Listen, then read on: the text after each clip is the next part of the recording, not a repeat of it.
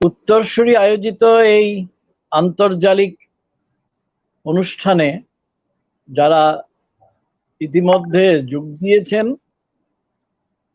যারা দেখছেন এবং শুনছেন, তাদের সবাইকে স্বাগত জানাই। শুরুতেই আজ আমাদের এই অনুষ্ঠানে আমন্ত্রিত অতিথি হিসেবে উপস্থিত বাংলাদেশের প্রতিহিত যশা এক কবি এবং ভাবুক, কবি জিল্লুর রহমান। কবি জিল্লুর আমার অত্যন্ত স্নেহভাজন এক অনুজ। সেই জন্যে এটা যদিও একটি আনুষ্ঠানিক আলোচনা, তবু আমার সুবিধের জন্য আমি ওকে তুমি করে বলবো। এটা যারা দর্শক এবং শ্রোতা, তাদের কাছে হয়তো সৌজন্যের অভাব হিসেবে গণ্য হতে পারে, কিন্তু আমি যদি তাকে হঠাৎ আপনি আজ্ঞে করতে থাকি, আমি ঠিক নিজেকে মানিয়ে নিতে পারবো না, মনে হবে কার সঙ্গে কথা বলছি কে জানে। তো আপনাদের প্রথম পরিচয় করিয়ে দিই। আমারও প্রিয় কবি, আমারও প্রিয় প্রাবন্ধিক, আমারও প্রিয় ভাবুক। এই ভাবুক শব্দটি আমি কেন বললাম পরে আপনারা নিজেরাই বুঝতে পারবেন।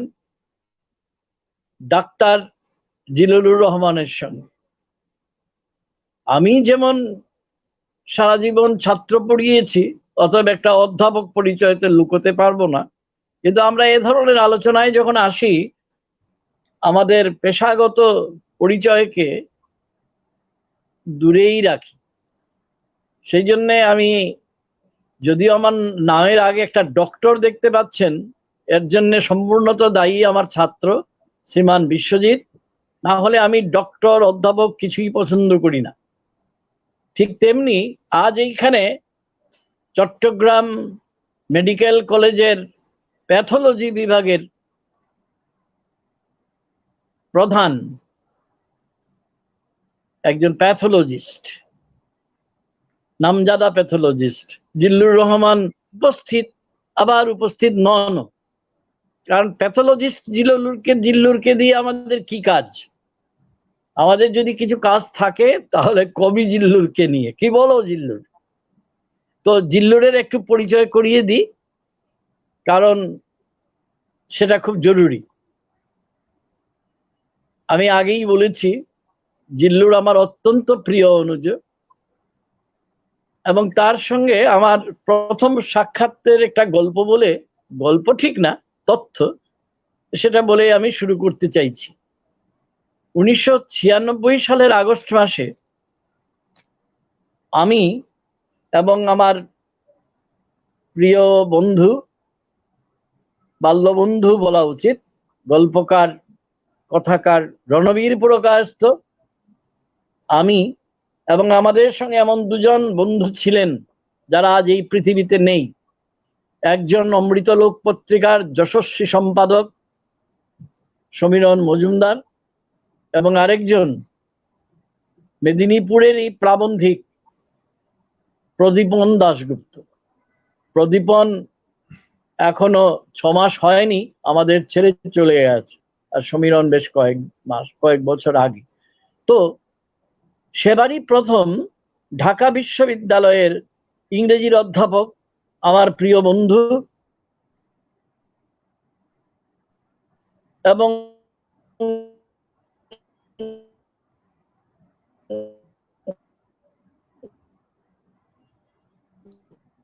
কথা আটকে যাচ্ছে। 80-র দশকে বাংলাদেশের অন্য তার একবিংশ পত্রিকার 10 বছর পূর্তি উপলক্ষে একটা অনুষ্ঠান হয়েছিল। সেখানে আমি প্রধান অতিথি হিসেবে উপস্থিত ছিলাম, আর সেখানে ছিলেন কিংবদন্তি কবি শামসুর রহমান, ছিলেন আরেক উড়নচণ্ডী এবং বহু বিতর্কিত বুদ্ধিজীবী, তিনিও আজ আমাদের মধ্যে নেই, কবি প্রাবন্ধিক ভাবুক হুমায়ুন আজাদ। সেখানে আমরা যা কথা বলবার তো বললামই।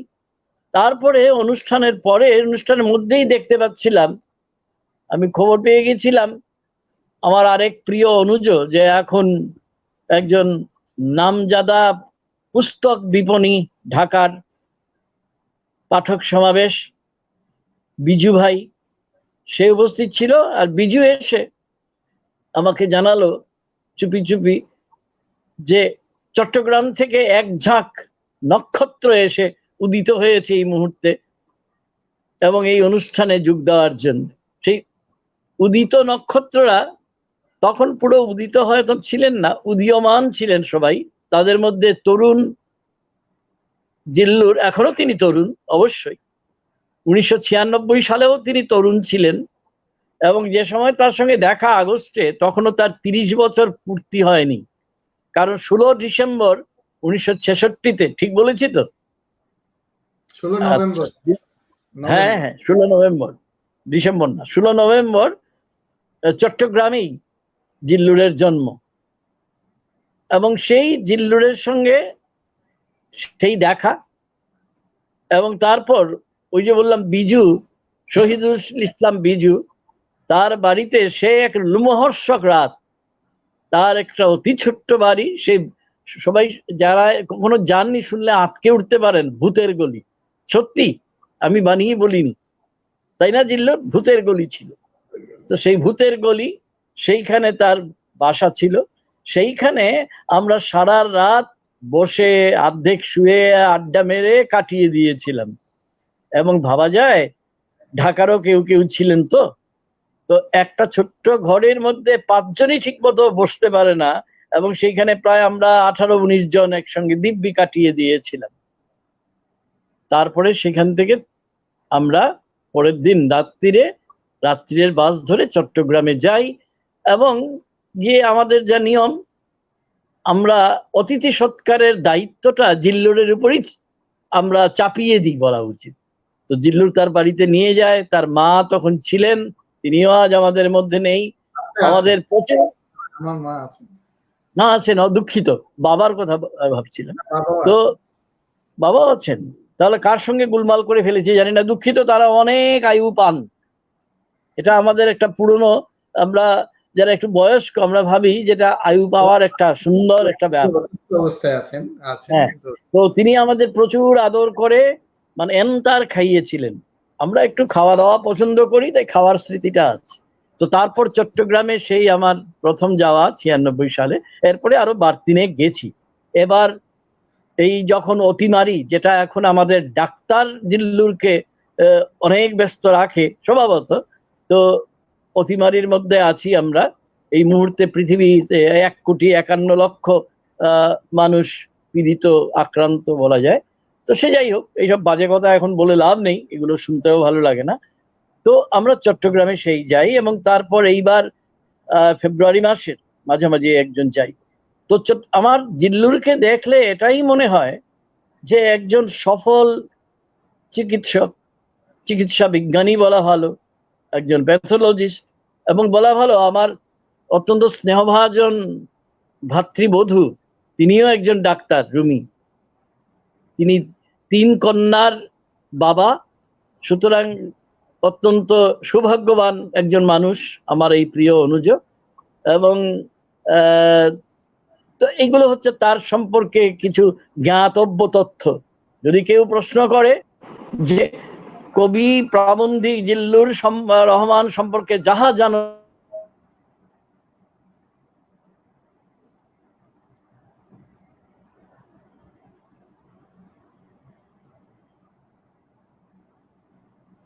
Network disturbing.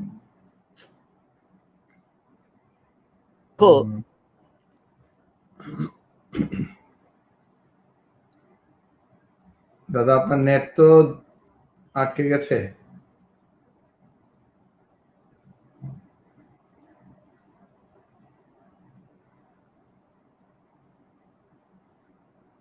যাই হোক, আমাদের আমার খুব পরম প্রিয় দাদা তপোদীপ ভট্টাচার্য, তিনি আমার সম্পর্কে অনেক বাড়িয়ে বাড়িয়ে অনেক কথা বললেন, আমাদের স্মৃতি কথাও বলেছেন। তো হয়তো তার নেটওয়ার্ক দুর্বলতার কারণে কিছুক্ষণের জন্য আমরা তাকে হয়তো হারিয়েছি, আবার আমরা পেয়ে যাব এখন। এই যে হ্যাঁ, ওই যে পেয়ে হারানো, এটা একটা মজার খেলা। এবং মুশকিল হচ্ছে কি যে হারানোটা এই বিষয়টা হারিয়ে পাওয়াটা দরকার।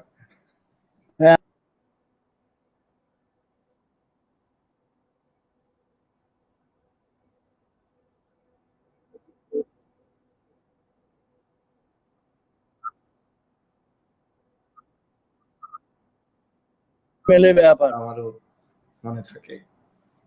হ্যাঁ, বিশ্বজিৎ চৌধুরী লিখছেন এই করিমগঞ্জ থেকেই। আমি জানি না তুমি দেখতে পাচ্ছ কিনা জিল্লুর, কবি জিল্লুর রহমানের সঙ্গে আসাম বিশ্ববিদ্যালয়ের কয়েকদিনের কথা এখনো মনে পড়ে। সে আরো কিছু দিনের পরের কথা অবশ্য। তো সে যাই হোক, আমরা যে কথা বলছিলাম, কবি জিল্লুর রহমান সম্পর্কে যাহা জানো লিখো, কিন্তু এখনো পুরো যাহা জানি তাহা বলা হয়নি। কেননা জিল্লুর যে কবি, তার প্রথম কবিতার বই যেটা, সেটা আমার কাছে সবগুলো কবিতার বই আছে। তো আমি চেষ্টা করছি এগুলো যদি অন্তত এটা দেখানো যায়। প্রথম কবিতার বই হচ্ছে অন্নমন্ত্র, যেটা লিরিক পত্রিকা, যার সঙ্গে সে আদ্যন্ত সম্পৃক্ত ছিল, এজাজ ইউসুফির সম্পাদনায় 1995 সালে বেরিয়েছিল। দেখা যাচ্ছে কি, এই হচ্ছে গিয়ে অন্নমন্ত্র, তার প্রথম কবিতার বই। দ্বিতীয় কবিতার বই বেরিয়েছিল 2010 সালে, তার নাম সাদা অন্ধকার। এই সাদা অন্ধকারের সূত্রে আশা করি আসাম বিশ্ববিদ্যালয়ের বাংলা বিভাগের ছাত্রছাত্রীদের কথা জিল্লুর মনে রেখেছে, আমি যতদূর জানি। এই হচ্ছে তার দ্বিতীয় কবিতার বই। আর তৃতীয় কবিতার বইটাও আমার, তৃতীয় না, চতুর্থ, তৃতীয়টা আমার আনতে পারিনি এই মুহূর্তে। এই সবাই দেখুন, এই দেখা যাচ্ছে কি, এ হচ্ছে ডায়াজিনিসের হ্যারিকেন। এটা খুব বেশি দিন আগে বেরোয়নি। তো এছাড়াও তার দুটি চমৎকার জিনিস। এবার তার বাড়িতে আমি এবং জিল্লুরের প্রিয় বৌদি স্বপ্না ভট্টাচার্য, আমরা দুজন বড় চমৎকার কিছুক্ষণ সময় কাটিয়েছিলাম। এবং সেইখানে সে তার ওই কবিতার আত্মজার প্রতি, যেটা বাংময় থেকে 2017 সালে চটি বই বেরিয়েছিল, আর এছাড়াও আরেকটা এটা শুনিয়েছিল। এবং সে একটা অভিজ্ঞতা বটে, কিন্তু সে কথায় আমি পরে আসছি। আমি বেশি কথা বলছি, এগুলো ঠিক হয় না। 2010 সালে লিরিক থেকেই তার অমৃত কথা বেরিয়েছে। আর উত্তরাধুনিকতায় সবুজ করুণ ডাঙায় তার প্রথম সংস্করণ বেরিয়েছিল লিরিক থেকে 2001 সালে। আর 2018 তার বর্ধিত দ্বিতীয় সংস্করণ বেরিয়েছে খড়িমাটি থেকে। তো সেটাও আমি দেখানোর চেষ্টা করছি সবাইকে। তো হাতের কাছেই ছিল, আবার এলোমেলো কোথায় করে রেখেছি, ও না, পেয়ে গেছি। তো এই হচ্ছে গিয়ে তার সেই, এই বইটা আমার খুব প্রিয়। এবং এটাই হচ্ছে ভাবুক যে আমাদের জিল্লুর, তার পরিচয় পাওয়া যায়। আশা করি দেখতে পাচ্ছেন। আগের সংস্করণ ছিল এটা।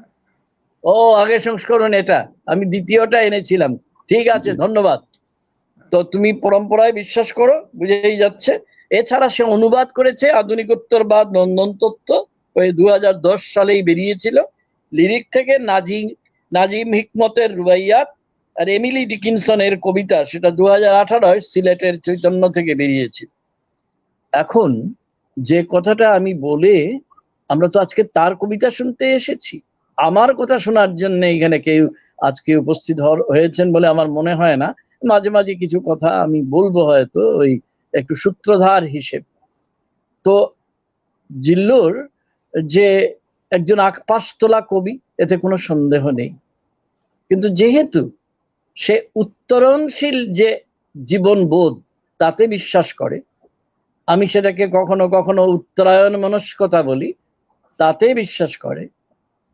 অর্থাৎ যেটা আমরা অবক্ষয়ী আধুনিকতাবাদের প্রতিবাদ হিসেবে গড়ে ওঠা বাঙালির নিজস্ব নন্দন চিন্তা, যে উত্তরাধুনিকতা যেটার কথা বলি, এটা যখন বাংলাদেশে লিরিক কাগজকে কেন্দ্র করে এজাজ ইউসুফি এবং আজকে আমাদের অতিথি হিসেবে উপস্থিত জিল্লুর রহমান, রিজওয়ান মাহমুদ, এদের একটা বিশাল বড় মাপের ভূমিকা আছে।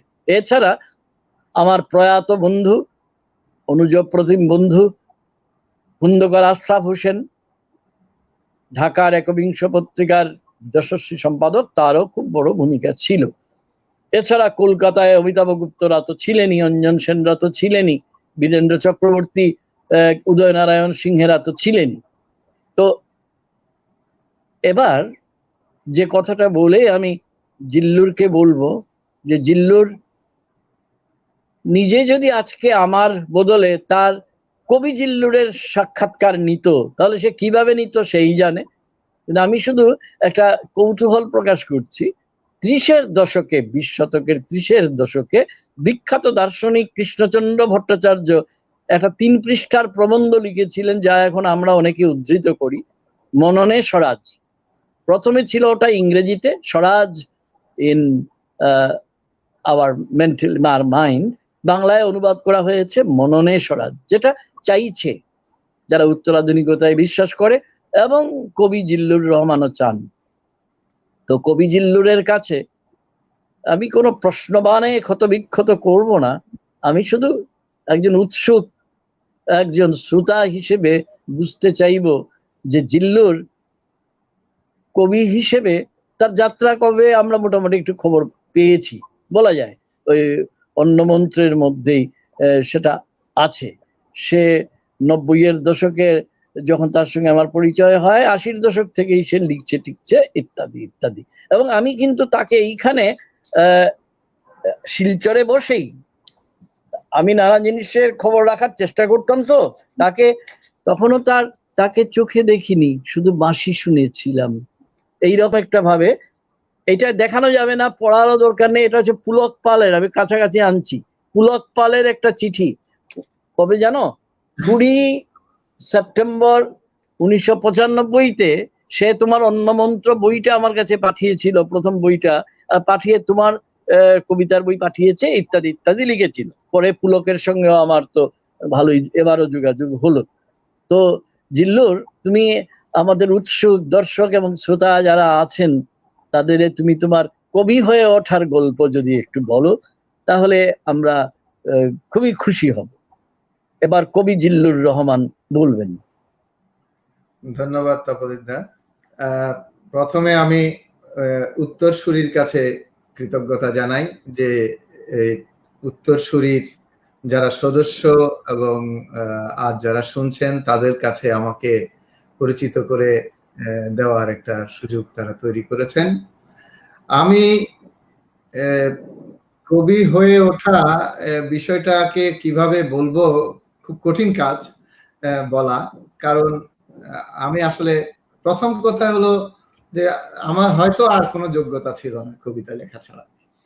তো কারণ আমি শরীরে কৃষকায় ছিলাম, শক্তিমত্তায় খুবই দুর্বল ছিলাম। যেমন মানুষের শক্তির অভাব ছিল বলেই মানুষ অস্ত্র তৈরি করে, বুদ্ধি শানিত করে অস্ত্র তৈরি করে সমস্ত জীবজগতের উপর কর্তৃত্ব করছে। ঠিক তেমনি আমারও যেহেতু শক্তিমত্তা ছিল না, তখন আমার মাথায় আসলে বুদ্ধিবৃত্তির চর্চা করতে হবে। তো সেই বুদ্ধিবৃত্তির চর্চা করতে করতে কেন জানি আমার এই ভাবজগতের দিকেই ঝোঁকটা বেড়ে গেল। প্রথমত আমাদের পাড়ার দেয়াল পত্রিকায় কবিতা লেখা, তারপর যখন আমি স্কুলে পড়ি, আমরা স্কুলে 3 বন্ধু লিখতাম।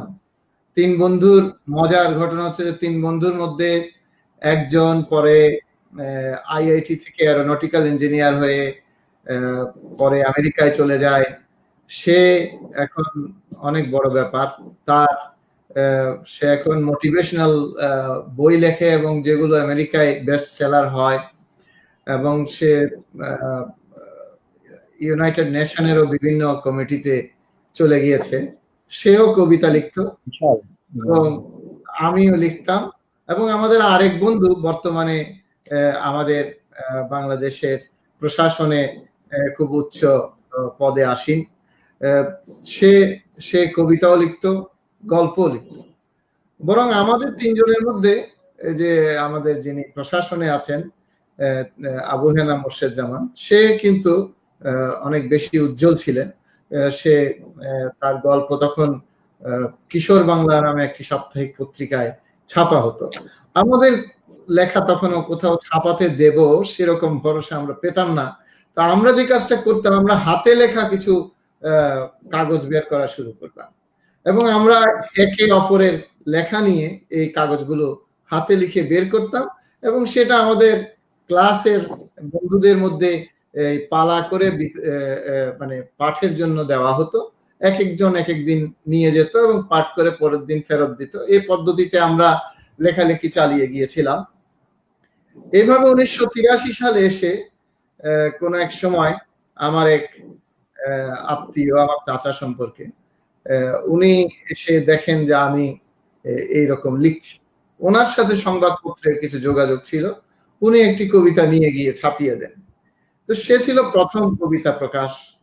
তারপরে আরো এরকম পাড়ায় কিছু প্রকাশিত হয়েছে, কিছু পত্রিকা, সেখানে আমার লেখা ছেপেছি, এগুলো চলছিল। বরং আমার বন্ধু যিনি আবু হেনা মোর্শেদ জামান, তার পীড়াপিড়িতে 1988 সালে আমি একটি ভাঁজপত্র বের করতে বাধ্য হই। তখন খুব ছোট ছোট কবিতা লিখতাম, 5-7 লাইনের। তো সে এই একটা ভাঁজপত্র বের করার জন্য সে অনেক যুদ্ধ করলো এবং আমাদের আরেক বন্ধু, তখন তো লেটার প্রেসের যুগ, সে ছবি, সে আর্টিস্ট ছিল, সে একটা ছবি এঁকে দিল, সেটা আবার ব্লক করে ভাঁজপত্র বের করা হলো। সেই ভাঁজপত্র নিয়ে আমাদের নিয়ম ছিল সেই সময় বাংলাদেশের, সারা বাংলাদেশের এটাই নিয়ম ছিল সব সময়, সেটা হচ্ছে 21শে ফেব্রুয়ারি মধ্যরাতের যে আমাদের যে সেই শহীদ মিনারে যাওয়া, সেই খালি পায়ে ফুল দিতে যাওয়া এবং সেটি শেষ করে ভোরবেলা কবি লেখকরা তাদের যার যার প্রকাশনা, লিটল ম্যাগাজিন, বই, সবকিছু নিয়ে ওই শহীদ মিনার প্রাঙ্গণে উপস্থিত হতেন। বিশেষত চট্টগ্রামে শহীদ মিনারের উল্টা পাশে আমাদের একটা বিশাল হল আছে, মুসলিম হল নামে পরিচিত। সেই এক পাশে আবার পাবলিক লাইব্রেরি আছে। তো তার সামনে একটি লম্বা বড় চত্বর আছে। সেই চত্বরটাই কবিদের মেলা বসে যেত। কবি, সাহিত্যিক যারা থাকতো বা যারা ভাবুক ছিল তারা এখানে আসতো এবং যেটা সবাই নিয়ে হাতে নিয়ে দাঁড়িয়ে থাকতো। কেউ কেউ বুদ্ধি করে হয়তো একটা টুল নিয়ে আসতো, টুলে রাখতো। এভাবে আমিও হাতে এই ভাঁজপত্র নিয়ে আমার বন্ধুদের সাথে নিয়ে দাঁড়িয়েছিলাম। সেইভাবে সেই কবিতা বিক্রি করে, ফেরি করে কবিতা লেখার যাত্রা শুরু বলা যায়। তারপর থেকে আমি অনেকটা বলা যায় যে কবিদের মধ্যে, পাঠকদের মধ্যে পরিচিত হতে শুরু করি এবং এর মধ্য দিয়ে আমাদের শুরু হয় সে সময় চট্টগ্রামে আমরা কতগুলো আড্ডা যাপন করতাম। সবুজ হোটেলের কথাও কিন্তু বলবে। জি, সবুজ হোটেলের কথা কিন্তু বলবে। আমি গেছি না ওখানে, বলছি।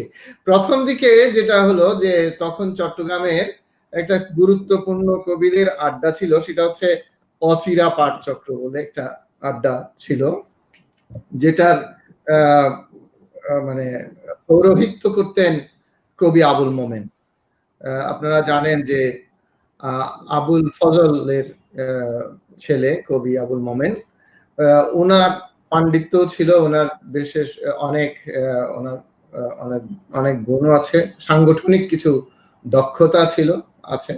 সব মিলিয়ে ওখানে একটা সাপ্তাহিক আড্ডা হতো অচিরা পাঠচক্র, যেখানে তরুণ কবিরা তাদের কবিতা নিয়ে হাজির হতো এবং সেটা নিয়ে ওখানে নানা রকম আলোচনা সমালোচনা ইত্যাদি হতো।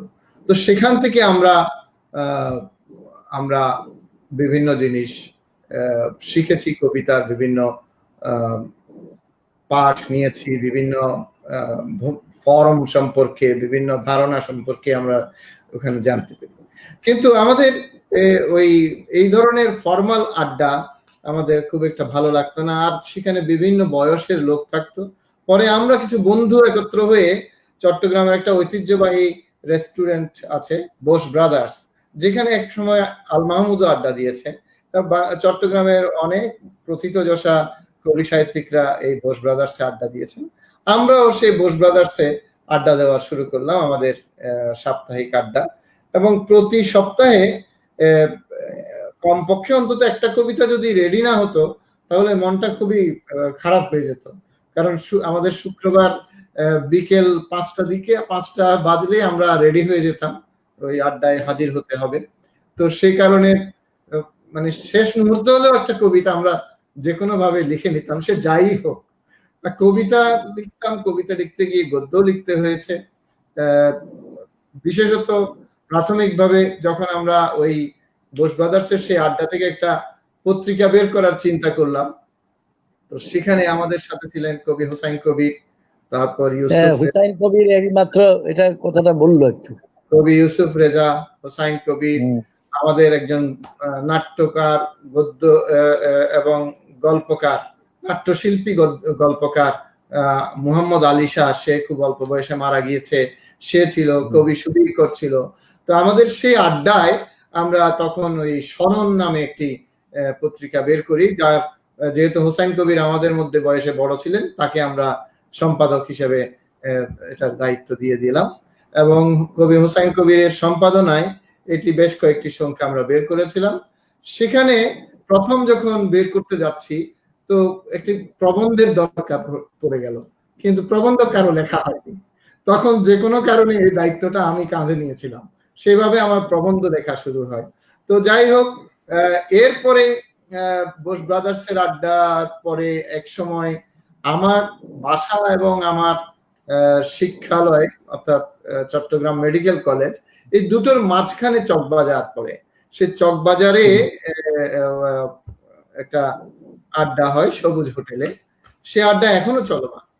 তো আমাকে প্রথম ওই যে যখন আমি ভাঁজপত্রটা বের করেছিলাম তখনই কবি হাফিজ রশিদ খান এবং গল্পকার রাশেদ মাহমুদ তখন আমাকে আমন্ত্রণ জানায় যে আমরা এরকম সবুজ হোটেলে একটা আড্ডা দিই, তো আপনিও আসেন। তো সেখানেই আমি পরে বেশি যাওয়া শুরু করি, কারণ আমার যাতায়াতের পথে। আর এই আড্ডাটা সাপ্তাহিক না, এটা ছিল দিনে দুবেলা, অর্থাৎ এটা একেবারে শাকের করাতের মতো। আসতেও আমি দুবার আসা যাওয়ার পথে দুবার আড্ডা দিয়ে যেতাম।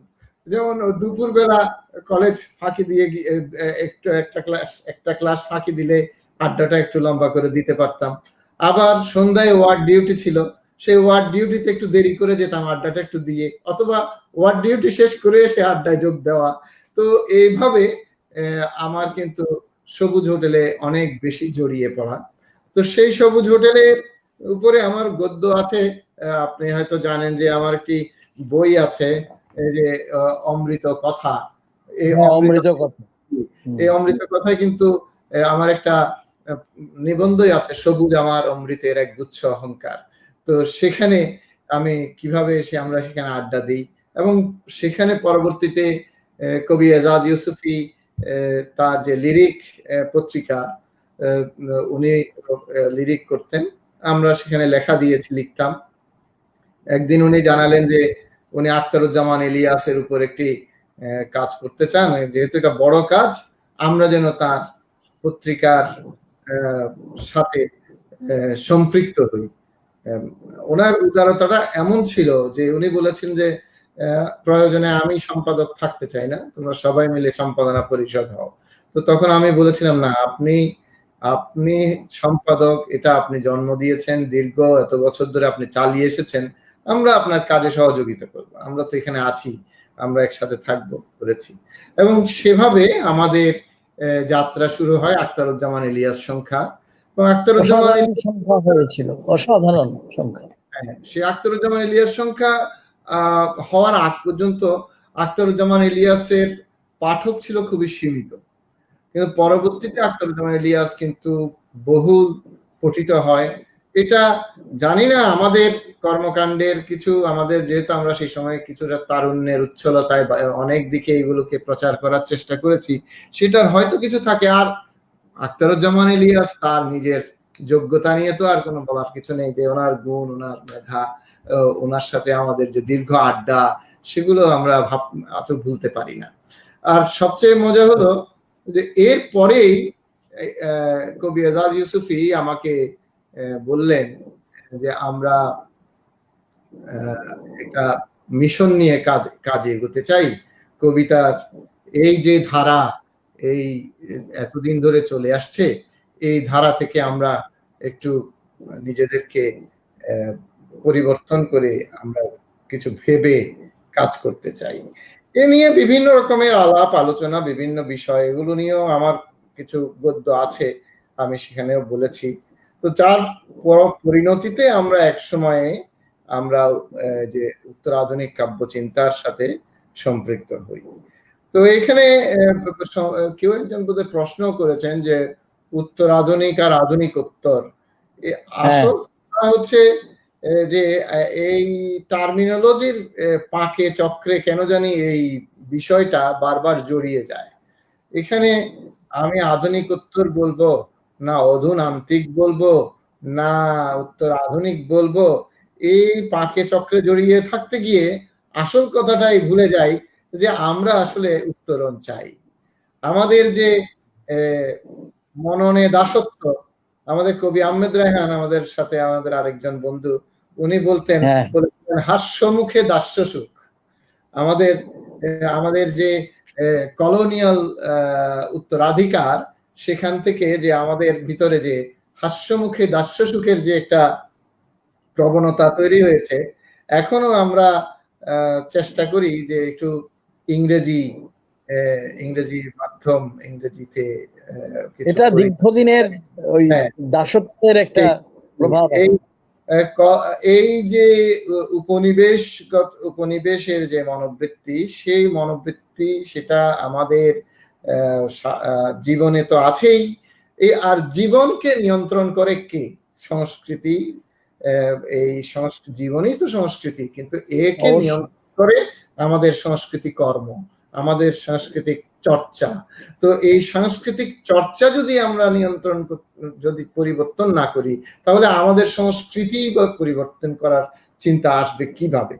এইগুলো থেকে যখন আমরা ভাবতে চাই, আমাদের সামনে অনেকের টেক্সট আমরা পড়েছি সেই সময়ে, কিছু ইউরোপীয় পোস্ট মডার্ন, যে আমি পোস্ট মডার্নের এক সময় বাংলা আধুনিকোত্তর বলেছিলাম, কিন্তু এখন আমি বলতে চাই যে পোস্ট মডার্নকে পোস্ট মডার্নই বলি। তাহলে আমার মনে হয় যে টার্মিনোলজি বা এই মানে এই নামকরণ জটিলতাগুলো থেকে অনেকটা বাঁচা যায়। আর মূল কথা হচ্ছে আধুনিকতা নিয়ে যে আমাদের যে ব্যাপারগুলো আমরা অর্জন করেছি, যা অর্জন আধুনিকতার নামে আমরা যে বিবমিশাময় জীবনের দিকে যাত্রা করেছিলাম, তো সেখান থেকে আমরা কিভাবে উত্তরণ ঘটাতে পারি। এবং এই উত্তর শব্দটি আমরা পাই, এগুলো আমাদের উদয়নারায়ণ সিংহের লেখায়ও আছে, আপনার লেখায়ও আছে, বিভিন্ন জনের লেখাতে এগুলো আছে, যে অঞ্জন সেনও লিখেছে, অঞ্জন সেনের লেখাতে আছে, যে বীরেন্দ্র দাও লিখেছেন, চক্রবর্তী, যে উত্তর জিনিসটা আমাদের হিমালয় উত্তরে, আমাদের উত্তর মানে উঁচু। তো আমাদের যে একটা উঁচু ধারণা, উঁচু চিন্তা বা উত্তরণের চিন্তা, উপরে এই যে বর্তমান অবস্থান থেকে নিজেকে উত্তরণ বা উত্তরায়ণ করা, সেই জায়গায় যাওয়ার চিন্তাকে যদি আমরা দার্শনিকভাবে ধারণ করি, তাহলে সেটা আমাদের কবিতায়ও প্রতিফলিত হবে। তো সেভাবে আমরা তারপর কবিতা লেখার মধ্যে আমরা একটু সচেতনতার চেষ্টা করি। সচেতন প্রয়াস হয়তো আমাদের কবিতায় এসেছে কিছুটা, হয়তো আমরা অনেক কবিতায় আনতে পারিনি, বরঞ্চ আমরা যারা চিন্তা করেছি, আমাদের চাইতে আমার কাছে অনেক সময় মনে হয়েছে আমাদের পরবর্তী তরুণরা, আমাদের অনুজরা আরো বেশি সফলভাবে সেগুলো তুলে আনতে পেরেছে। যেমন আমাদের সমসাময়িক পরবর্তী কিছু পরের কবি মোস্তাক আহমেদ দীন, হ্যাঁ, এদের কবিতা কিন্তু সে আরো অনেক বেশি এই জিনিসগুলোকে ধারণ করতে পেরেছিল। তো যাই হোক, এইভাবে আমি কবিতা লিখতে গিয়ে আমার কবিতাগুলো আমার মতোই হয়ে উঠেছে। উত্তর আধুনিকতা মানে এই নয় যে সবার কবিতা একই রকম। অনেকের ধারণা যে এটা ছাঁচ নয়, এটা তো ছাঁচ নয় যে সবার লেখা একরকম হবে। উত্তর আধুনিকতার চিন্তা যেটা করেছিলাম সেটা একটা দার্শনিক চিন্তা বটে। সেই দার্শনিক চিন্তা থেকে একটা মনোজগৎ তৈরি হওয়ার ব্যাপার। সেই মনোজগতের ভিতর থেকে আমার চিন্তা ভাবনা থেকে যে উৎসারিত কবিতা, সেরকম কবিতাগুলো, মানুষের কথা বলা, মানুষের জীবনের কথা বলা। বরং আমি একটা কবিতাই শোনাই এই প্রসঙ্গে। হ্যাঁ, আমি সেটা বলতে যাচ্ছিলাম, তুমি কবিতাই শোনাও, বেশ কিছু কয়েকটা তোমার পছন্দ মতো শোনাও। তারপরে আমার ইচ্ছে হয় আমার পছন্দের কবিতাও শোনাতে পারি, তোমার কবিতা। জি, আমি আমি আমি একটা কবিতা বলছি। এটি হচ্ছে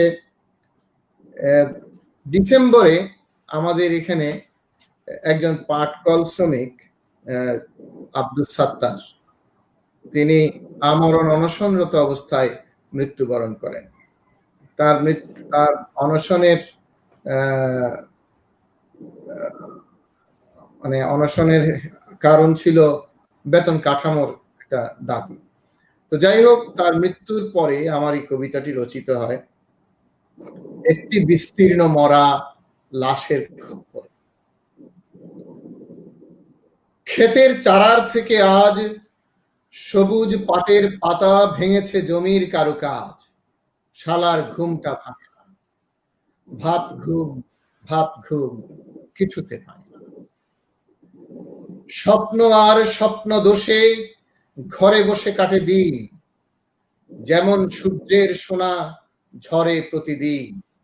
বিষণ্ণ সূর্যের তেজ এখনো হয়নি নিস্তেজ, তবু আমাদের তেল তেলে স্বভাবের আলো প্রদীপের তলা জুড়ে এত এত কালো। চারিদিকে ছড়িয়ে রয়েছে কত বীর্য, মধ্যাহ্ন গগনে হায় সৌমকান্তি সূর্য। জনপদে তারপরও আজ কেউ বীর্যবান নই, জনপদে তারপরও আজ কেউ বীর্যবান নই। পাটের আঁশের দেশে আমরাও নেতিয়ে পড়ে রই। আমাদের আবাদি জমির যত সোনালী পাটের আঁশ ঘরকে ঘিরছে যেন চারিপাশ। মাঠ থেকে আজ থোকা থোকা পাট পাতা, গ্রাম হাট গঞ্জ ঘাট ছেড়ে শহরের দিকে ওত পাতা। ধীরে ধীরে গঞ্জের ঘাটের যত নৌকার গলুই গুম হয়ে পড়ে থাকে নদীর দুপারে। ওই রাস্তাগুলো বেদখল সাড়ম্বরে একটি বিস্তীর্ণ মরা লাশের খপ্পরে। বাংলার জংলার প্রান্তরের কুয়াশা কাতর হেমন্তকে ঘিরে আজ আর কোনো উৎসব নেই ওরে। এখানে কেবলই লাশ খেয়ে যাচ্ছে নিরাসক্ত স্বর্ণালী পাটের আঁশ। এখনো ঘুমের ঘোরে যারা দেখে স্বপ্ন দুচারিটি, এই লাশ, এই আঁশ, এই সব ঘোলা ঘোলা স্বপ্নের চ্যারিটি গিলে খাবে মহাকাল, গিলে গিলে আয়ু তোমাদের যত পরমায়ু। আজ সব ফাঁপা ফাঁপা জ্বলন্ত ফানুস, পাটের চারার ঘাম আমাদের হুঁশ। শ্রমিকের ঘরে নুন দিয়ে যাবে, তুমি সেই নুন শুষে শুষে কি করে বানাবে রক্ত কিংবা একতাল মাংসের স্তূপ। গধূলি আলোয় সেই সব স্বপ্ন বসে রাখছে। সমস্ত ভূগোলে আজ সোনালী আঁশের বটকা গন্ধের মৌতাত বিষণ্ণ লাশের। চোখ থেকে কেবল পাটের দড়ি আমাদের ঘরের ভেতরই ঢুকে পড়ে। হুকুম করেছে কোন দিগ্ভ্রান্ত জেনারেল, যেন বলে যাচ্ছে মাখো তেল যত পারো ধনবাদী গুচ্ছদারে। আমরা আসবো ফের বারে বারে, আসবই পাটকল থেকে লাশ হয়ে হয়ে, লাশ করে দিয়ে যাব এই রুগ্ন প্রেতের আলোয়। বাহ, এই রকম কবিতা খুব বেশি লিখতে পারি না, আমি লিখিও খুবই কম, কিন্তু তোমার আমার কিছু প্রিয় কবিতা আছে বটে, কিন্তু আমি তোমার উপর এটা চাপিয়ে দিতে চাইছি না। যদি আমরা সময় পাই আমরা এগুলো দেখবো, যেমন আত্মজার প্রতির কিছু অংশ, কিংবা তুমি কাল যেটা আমাকে পাঠিয়েছো সেই 90টা গুচ্ছে তৈরি, যেটা ন্যাচারালি তুমি এর মধ্যে 2-3টে বা 4টে পড়তে পারো যদি তোমার ইচ্ছে করো, অথবা তুমি তোমার ইচ্ছে মতো আরো কিছু কবিতা পড়ো। না, কবিতা আপনি যখন বলছেন সেখান থেকে পড়বো, তবে তার আগে আমি একটু বলি যে কয়েকটা কবিতা আমাকে খুব টানছে এই সময় পড়ার জন্য। সেটা হচ্ছে, কবির কথাই শেষ কথা, অতএব তুমি পড়ো।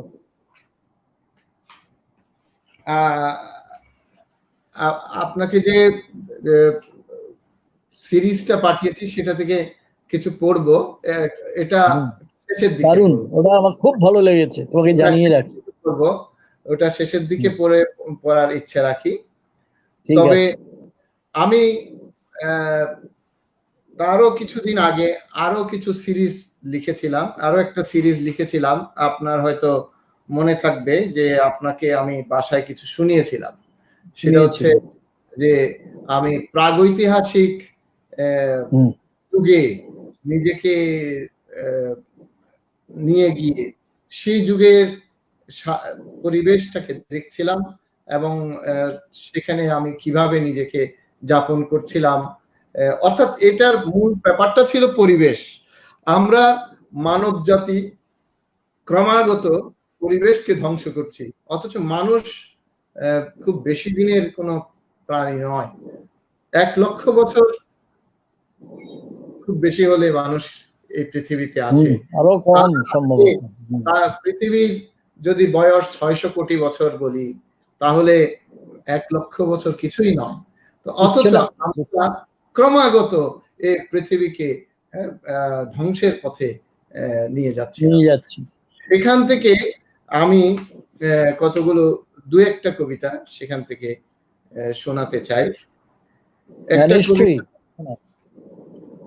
একটা কবিতা হচ্ছে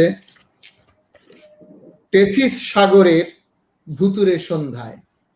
এটা আপনারা জানেন যে আজ থেকে 1000 কোটি বছর আগে সে সময়ে তো এই ভূমণ্ডলের মানচিত্রই এরকম ছিল না, তো সেগুলোকে বিজ্ঞানীরা নানা নামে নামকরণ করেছে। তখনকার ভূপ্রকৃতিকে, তখনকার ম্যাপটাকে এটা তারা বের করেছেন বৈজ্ঞানিক পদ্ধতিতে। তো সেখানে একটা মহাদেশের নাম ছিল পাঙ্গিয়া বা পানজিয়া, আর সেই মহাদেশ আবার ওই টেথিস হচ্ছে সাগরের নাম। তো সেভাবে আমি টেথিস সাগরে আমি পৌঁছেছি। টেথিস সাগরের ভুতুরে সন্ধ্যায়,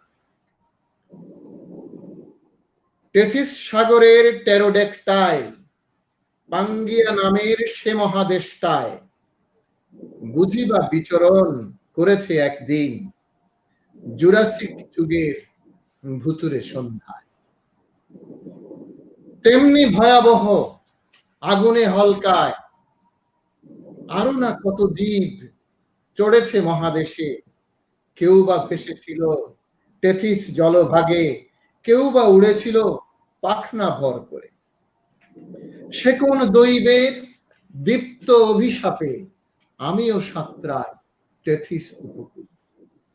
এখানে একা আমি শঙ্কা নিয়ে বুকে, ভয়াল সাইজের প্রাণীরা হেলে দুলে, কখনো হুঙ্কারে কখনো ঝগড়ায়, আগুনে হলকায় সে কোন আক্রোশে। মত্ত হল্লাতে কিংবা আহারের ব্যস্ত আয়োজনে তপ্ত দিন শেষে কোথাও সরীসৃপ, কোথাও ডালপালা ছড়ানো বৃক্ষের হাকরা মুখ যত আমাকে গিলে খাবে সতত উদ্যত মানুষ শুধু আমি একাকী বিব্রত। আমি তো এত আগে আসার কথা নয়, প্রাণীরা বিস্মিত রাগান্বিত কেউ, কলজে কাঁপে ভয়ে কখন কি যে হয়, পাঙ্গি আর চরে আছড়ে পড়ে ঢেউ। তবুও সাঁতরাই, তবুও হেঁটে চলি, নিয়তি যেই ভাবে আমাকে এনে ফেলে।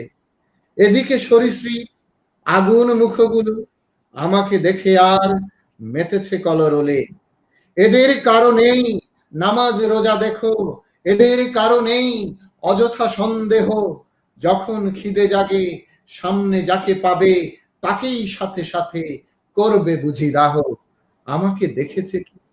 আমি তো একা একা তেথিস জলধিতে নীরবে ভেসে।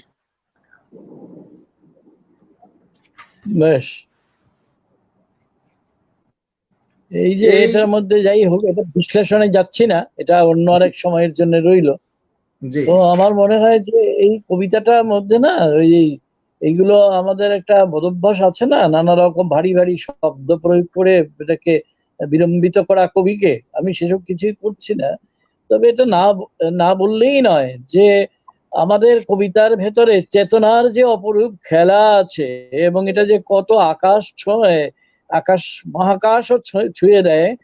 তোমার এই কবিতার মধ্যে যখন তুমি আমাকে প্রথম শুনিয়েছিলে তোমার বাড়িতে চট্টগ্রামে, তখনও মনে হয়েছিল, এবং আজও একটুখানি যে শুনলাম আজও মনে হচ্ছে। তো এরপরে তোমার পছন্দ মতো কবিতা পড়ো জিল্লুর, পড়তে থাকো, সম্প্রতি তুমি যে তাকিও না। সময়টা দাদা, সম্প্রতি যে সময়টা আমি কাটাচ্ছি, আমার হুম, চারপাশে আমার সহকর্মীদের মৃত্যু, আমার হুম, আত্মীয় স্বজনের অসুস্থতা, মৃত্যু, এইগুলো আমাকে খুবই ভাবায়। এই স্বাভাবিক। ভাবনাগুলো আমাকে আহ, আহ, তাড়িত করেছে হঠাৎ করে আত্মজীবনী লিখতে, তাড়িত করেছে যে বাহ, কিছু লিখে যাই। বেশ, তো আমি বেশ কিছুদিন ধরে আত্মজীবনী লেখা শুরু করি। সে খুব ভালো আত্মজীবনী খবর, এটা সুসংবাদ। তৈরি থাকবো পড়ার জন্য। আত্মজীবনীর এর মধ্যে 4টা পর্ব প্রকাশিত হয়েছে। তো সেই আত্মজীবনী লিখতে গিয়ে আমি আবার সেই শৈশবে ফিরে যাই, যে শৈশবগুলো আমাকে মানে খুবই আক্রান্ত করছে। তার একটি কবিতা হচ্ছে সেই বাঁশি। আপনি যে আমার চন্দনপুরার যে বাড়িতে গিয়েছিলেন 1996 সালে, আমাদের 93 সালে। আমাদের ঘরটার পিছনেই ছিল ফায়ার ব্রিগেডের, অর্থাৎ দমকল বাহিনীর হুম, বিশাল জায়গা। এবং সে দমকল বাহিনীর সে পুকুর পাড়ে অথবা দমকল বাহিনীর সে লাল বিল্ডিং এর ছাদে বসে দমকল কর্মীদের কেউ কেউ খুব করুণ সুরে বাঁশি বাজাতেন। আমাদের শৈশবে আমরা আকুল হয়ে সে কৃষ্ণের বাঁশিতে যেভাবে রাধা দৌড়ে ছুটে যেত, সেরকম আকুল ছুটে হয়ে যেতেন। আমরা হুম, ছুটে যেতাম যে কে বাজায়, কোন দিকে বাজায়।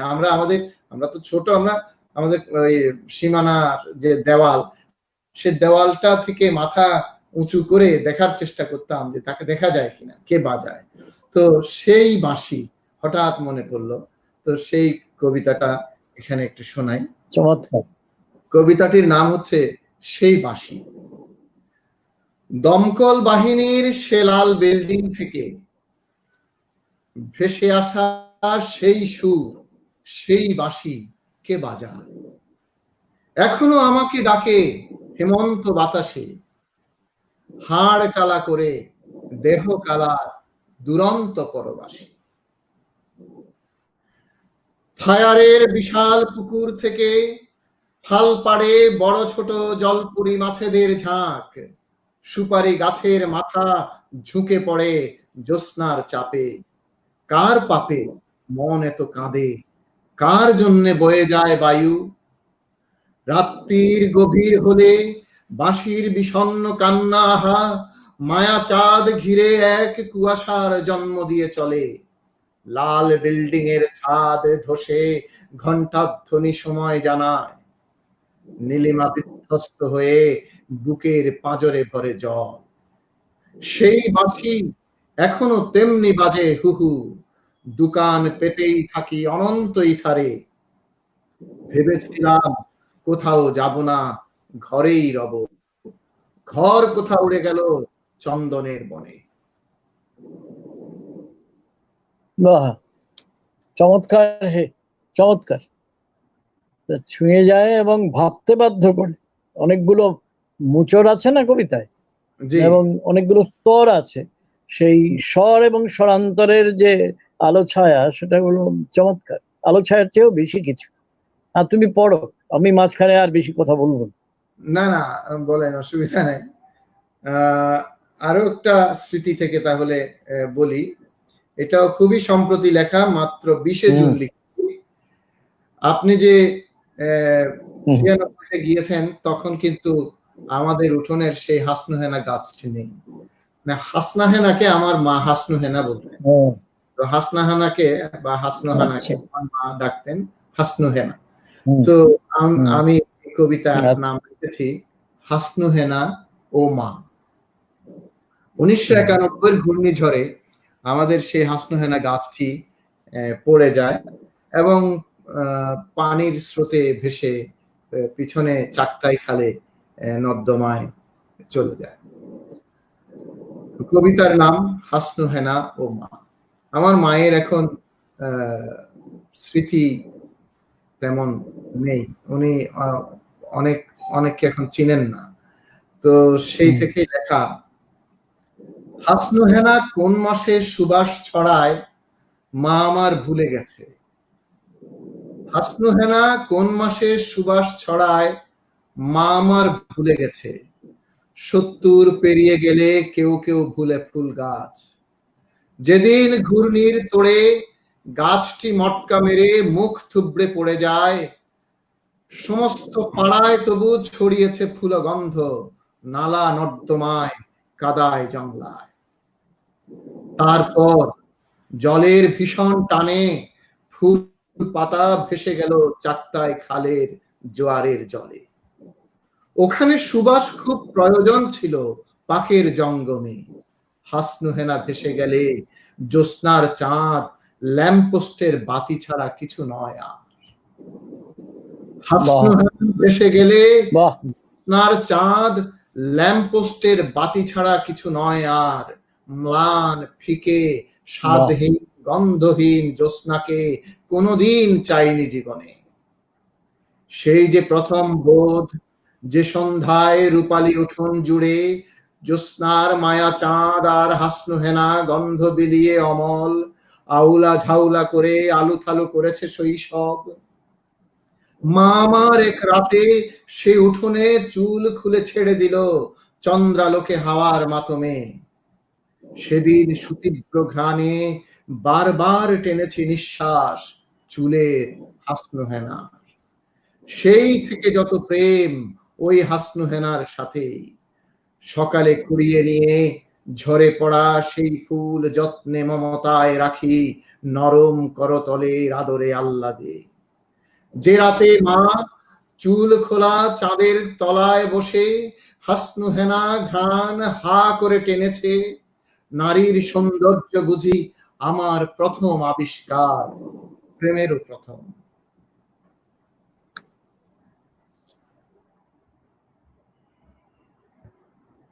এই ছিল এই কবিতাটি।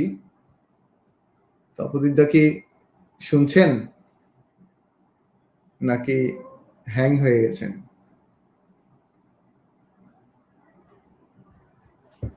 তপোদিদা হ্যাং হয়ে গেছেন মনে হয়। দাদা? না, আমি আছি। হ্যাঁ, আমি শুনতে তোমাকে পেরেছেন? শুনতে পাচ্ছিলাম না, তোমাকে শুনতে পাচ্ছিলাম না। তো এটা আমার এখানে শুনতে পাচ্ছ তুমি? হ্যাঁ, আমি এখন শুনতে পাচ্ছি। হ্যাঁ, মাঝখানে কয়েক সেকেন্ডের জন্য সমস্যা ছিল। চলতে থাকবে, কিন্তু আমরা কবিতা দিয়ে সব জয় করব। তোমার কবিতাটা দুর্দান্ত হয়েছে, এবং এই কবিতার ধাক্কা এই যন্ত্রও সামলাতে পারেনি। এটাই হয়েছে বিপদ। না, তুমি পড়ো, আরো পড়ো, আরো পড়ো। কোনটা যে পড়ি এটাই তো বুঝতে পারছি না। হ্যাঁ, সেটা আমি তোমার উপর চাপিয়ে দিতে চাই না, কিন্তু তবু তুমি তোমার ইচ্ছা মতো পড়ো। চাপিয়ে দিলেই বরং মনে হয় ভালো হতো। না, এটা একটা মুশকিল, কারণ এখানে আমি পাঠক হিসেবে চাপাবো তো, হ্যাঁ এটা একটা সমস্যা। হ্যাঁ, সেই তো পাঠকের ভালো লাগাটাই তো গুরুত্বপূর্ণ ব্যাপার। হ্যাঁ, হুসাইন কবির বৃষ্টিতে ভিজে বাড়িতে পৌঁছেছেন মনে হচ্ছে, কারণ একটু আগে দেখছিলাম উনি বৃষ্টিতে ভিজে ভিজে শুনতে শুনতে যাচ্ছিলেন। তো এখানে আচ্ছা ওই কবিতাটা শুনলে তোমার ভালো লাগলো, তার এটা আবার জানালেন নতুন আচ্ছা, করে। তাহলে আমি ডায়োজেনিসের হারিকেন থেকে একটি কবিতা পড়ি। হ্যাঁ হ্যাঁ, এটা তোমার শেষ কবিতা এখনো পর্যন্ত, এইটা থেকে পড়ো। গ্রন্থ, হ্যাঁ এটার কাব্য ভাষা অনেক আলাদা, কাব্য ভাষাটা অনেক আলাদা এটার। হ্যাঁ। সব পড়ো। নদী গঙ্গা নয়, সব নদী গঙ্গা নয়, শিবের সান্নিধ্য পাবে। বাহ বাহ। তোমারও সান্নিধ্যে এসে ধন্য ছিল হালদা কর্ণফুলী। নদীরা সংকীর্ণ হলে চর জাগে, দেবতারা দূরে সরে যায়। নদীর ঠিক বালুর ঠিক। চরে মাছের পিপাসা মিছে মরে। নদীরা সংকীর্ণ হলে চর জাগে, দেবতারা দূরে সরে যায়। নদীর বালুর চরে মাছের পিপাসা মিছে মরে। নদীর ঢেউয়ের কাছে আর কোনো প্রশ্ন রেখো না, সে কেবল ছলকে ছলকে যাবে। নদীকে দুহাত তুলে ডাকো, ফিরেও সে তাকাবে না, সে তার আপন গতিতে ছোটে। নদীকে মাছের গল্প বলি, মুখ বাঁকিয়ে বলে তো সেই মাসির গল্প মায়ের নিকট। নদীকে বাহ বাহ, চমৎকার। ডাকো, নদীকে বুকের কাছে ডাকো, হৃদয়ের শব্দ শোনাবে সে। ধুকপুক ধুকপুক, সব নদী গঙ্গা নয়, হৃদয়ে বন্যা বয়ে দেবে। বাহ বাহ বাহ, অপূর্ব। আমি তোমার এই কবিতাটা আমার ভীষণ প্রিয় কবিতাগুলোর মধ্যে একটি। বাহ, আরেকবার বলি, বাহ। আচ্ছা। ডায়োজেনিসের হারিকেনের যে নাম কবিতাটি, সে নাম কবিতাটি ডায়োজেনিস একজন দার্শনিক, আমরা জানি যে প্লেটোর সমসাময়িক। হ্যাঁ, তিনি গ্রিস দেশের ছিলেন। এবং তিনি একটি বড় পিপের ভিতরে জীবন যাপন করতেন, নিদ্রা যাপন করতেন, এবং দিনের বেলা হারিকেন জ্বালিয়ে বাজারে খুঁজতেন সৎ মানুষ। মানুষ খুঁজতেন, সৎ মানুষ। হ্যাঁ। এই যে সৎ মানুষ খোঁজা, এটা আমি এখন আজকে এই মুহূর্তে মনে হচ্ছে যে এখনো এই ডায়োজেনিসকে খুব দরকার। তো সেই কারণে কে জানে তুমি হয়তো এক ডায়োজেনিস জিল্লুর, কে জানে, নাম পাল্টে এসেছো আমাদের মধ্যে জিল্লুর রহমান নামে, হতে পারে। আচ্ছা, যাই হোক, এই সেই 2016-তে এই কবিতাটি লেখা। কবিতাটি আমার অনুজ প্রতিম কবি মেহরাব ইফতিকে আমি উৎসর্গ করেছিলাম। তার কারণ আছে, তার কারণটা হচ্ছে সে দীর্ঘদিন তার ফেসবুকের যে প্রোফাইল পিকচার, সেখানে সে ডায়োজেনিসকে দিয়ে রেখে দিয়েছিল। এই কারণে আমি তাকে এটা ওই সময় উৎসর্গ করেছিলাম।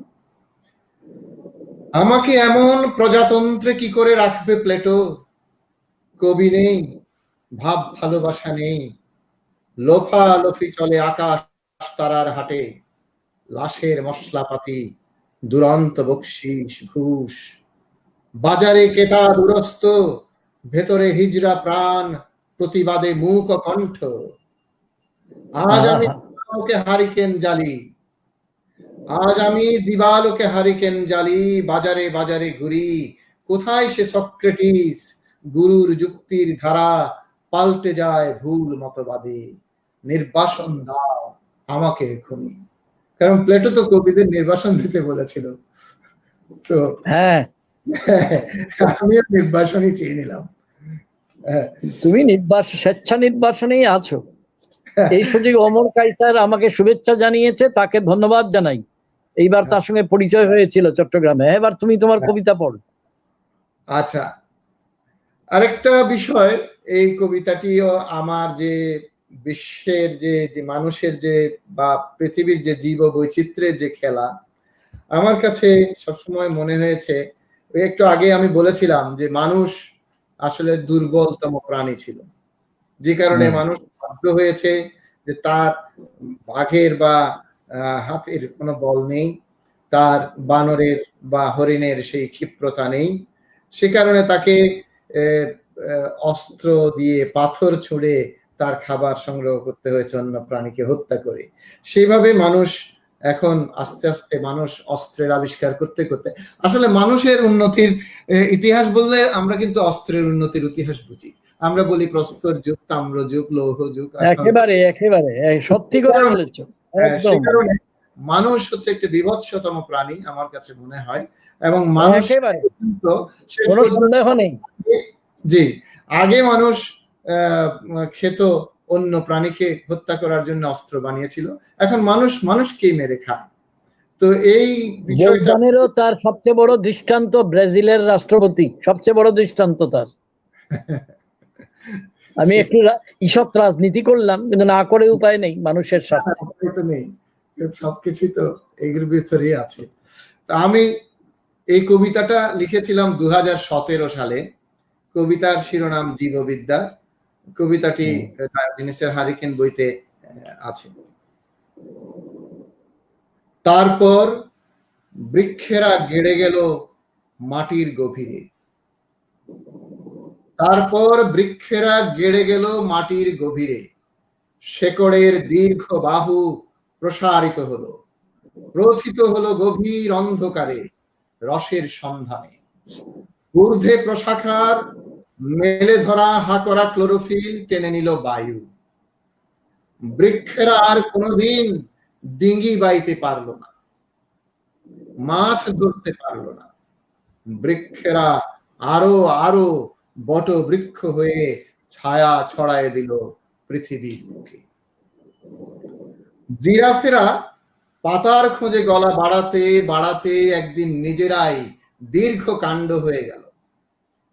হরিণেরা বিচিত্র বুটির চামড়া নিয়ে দৌড়ালো প্রাণ ভয়ে। স্থিরতার বড় শখ, বৃক্ষের নকল করতে করতে একদিন মাথার উপরে ডালপালা গজিয়ে আরো আরো আকর্ষণীয় করে তুলল নিজেদের। যারা বানর তুল্য ক্ষুদ্র, হৃদয়ে সবুজ নেই, বাঘের মোষের শক্তি, হরিণের ক্ষিপ্রতা নেই, বৃক্ষের আড়ালে ছুড়েছে পাথর, পাথরের অস্ত্র কোনদিন তামাকে লোহাকে চোখা করে হেনেছে আঘাত। গাছ, পশু, জলাধার, ভোরের বাতাস সেখানে শায়িত। একদিন হৃৎপিণ্ড খুঁটে খুঁটে মঙ্গলের কি শনির স্বপ্নে ভেসে আসে। বাহ,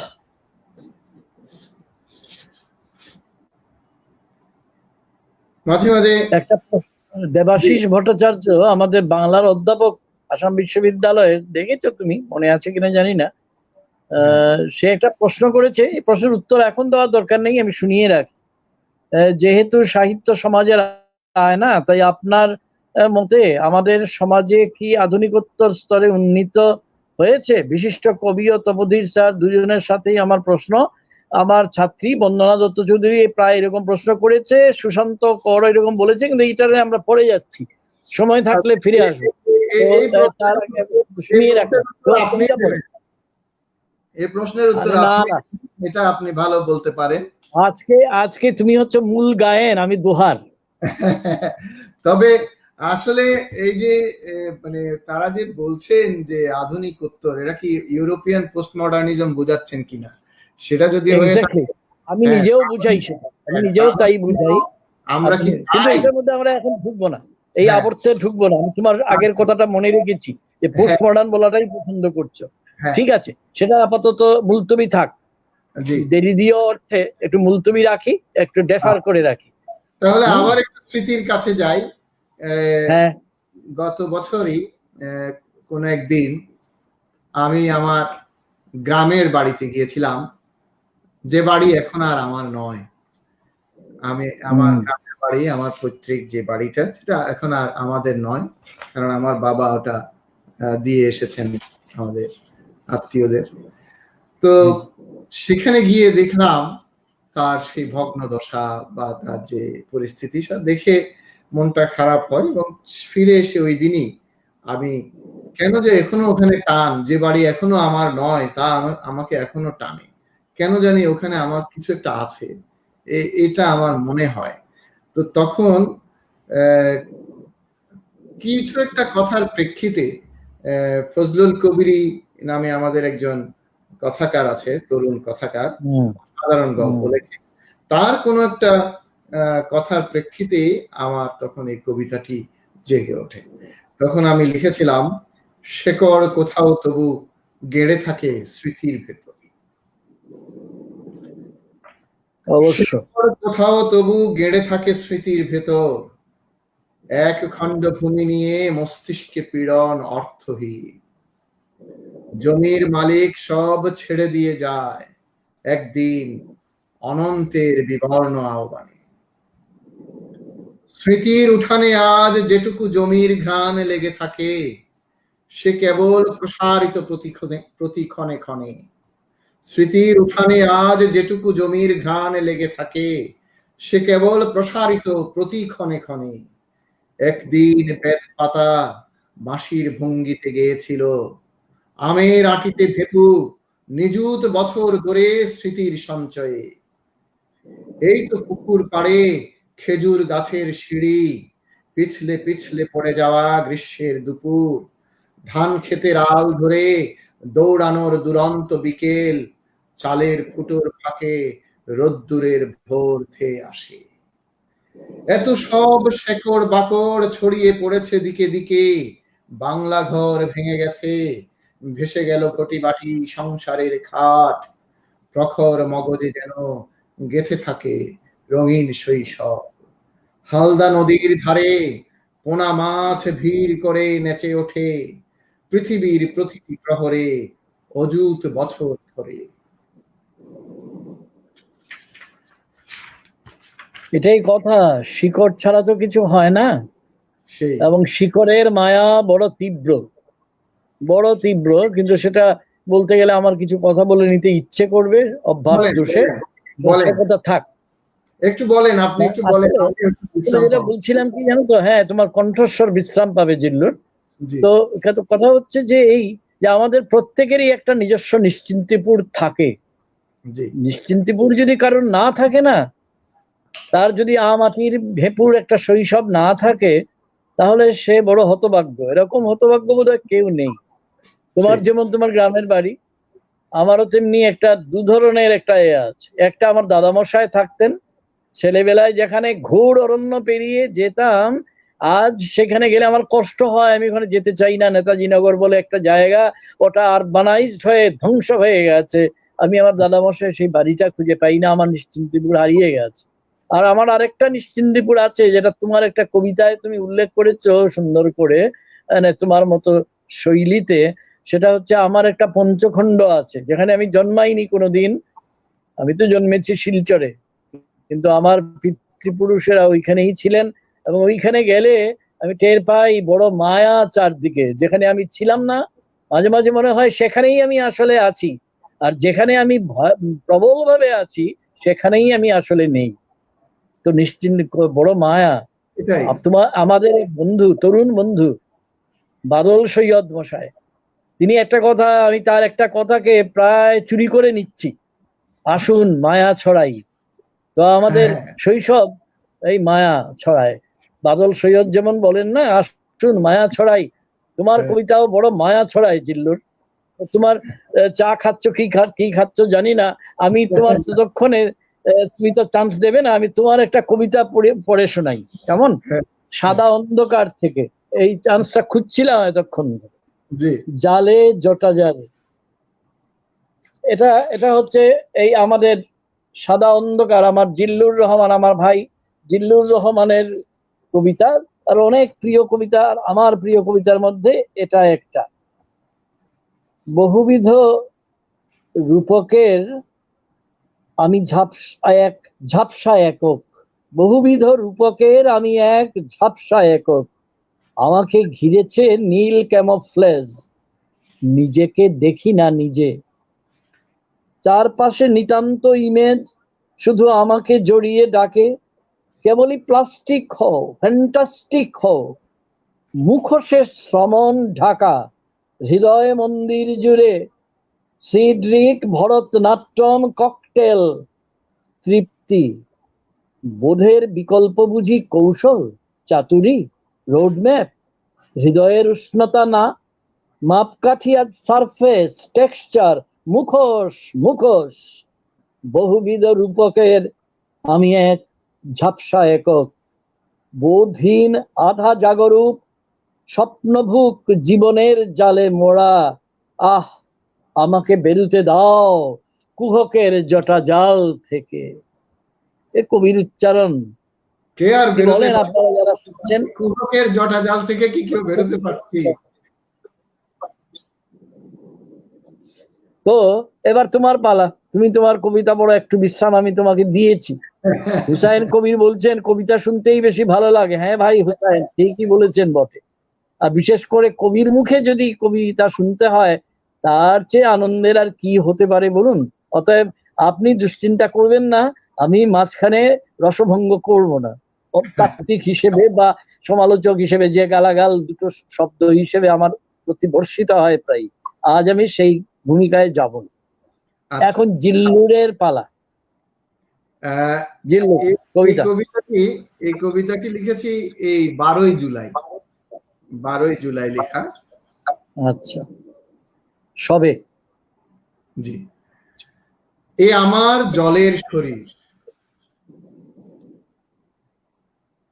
এ আমার জলের শরীর, 3 ভাগ জল, 1 ভাগ নিরেট ভূমি, সারাক্ষণ জল থইথই। তরলের যেমন স্বভাব, সব পাত্রে, সব রূপে, সব ধর্মে লীন, এ জলেই বেঁচে থাকা বটে, এ জলেই চরিত্র বিলীন।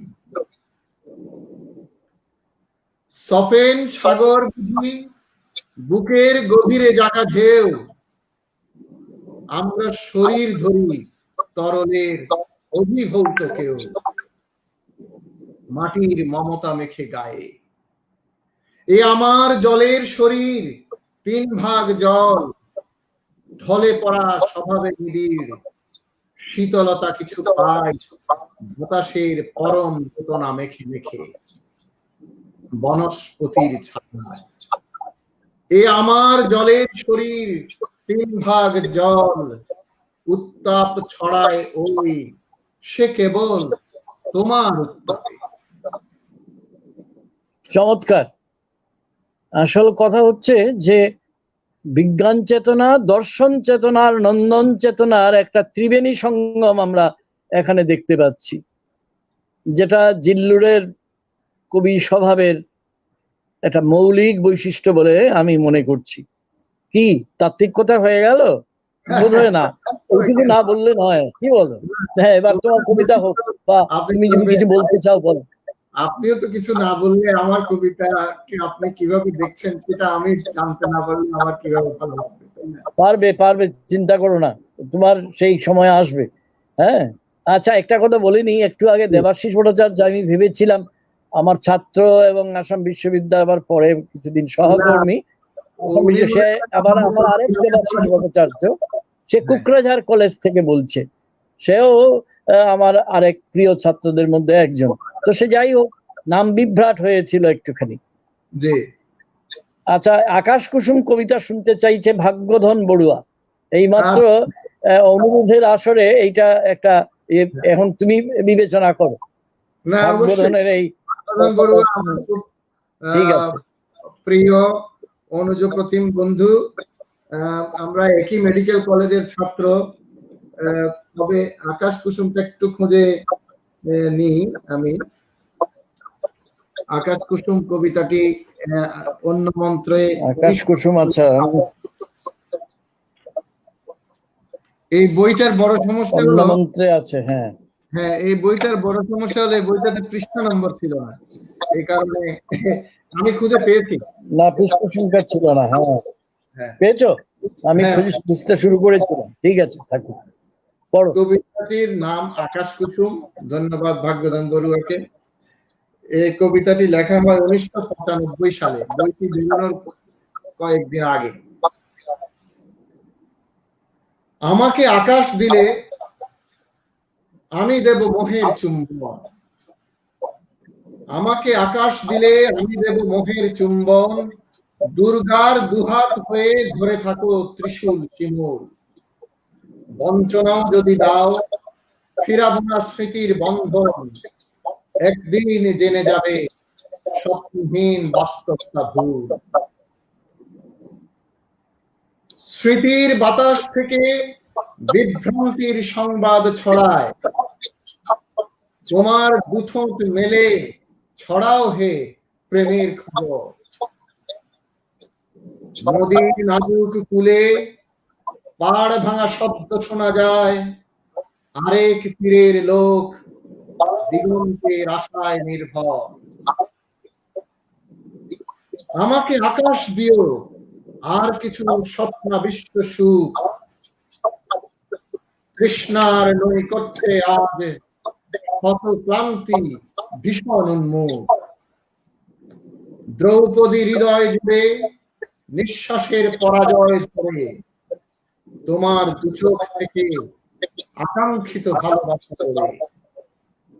আকাশের কল্পনায় অর্জুনেরা ফের জোট, ভোরের চুম্বন এসে লাল করে দেবে ওই ঠোঁট।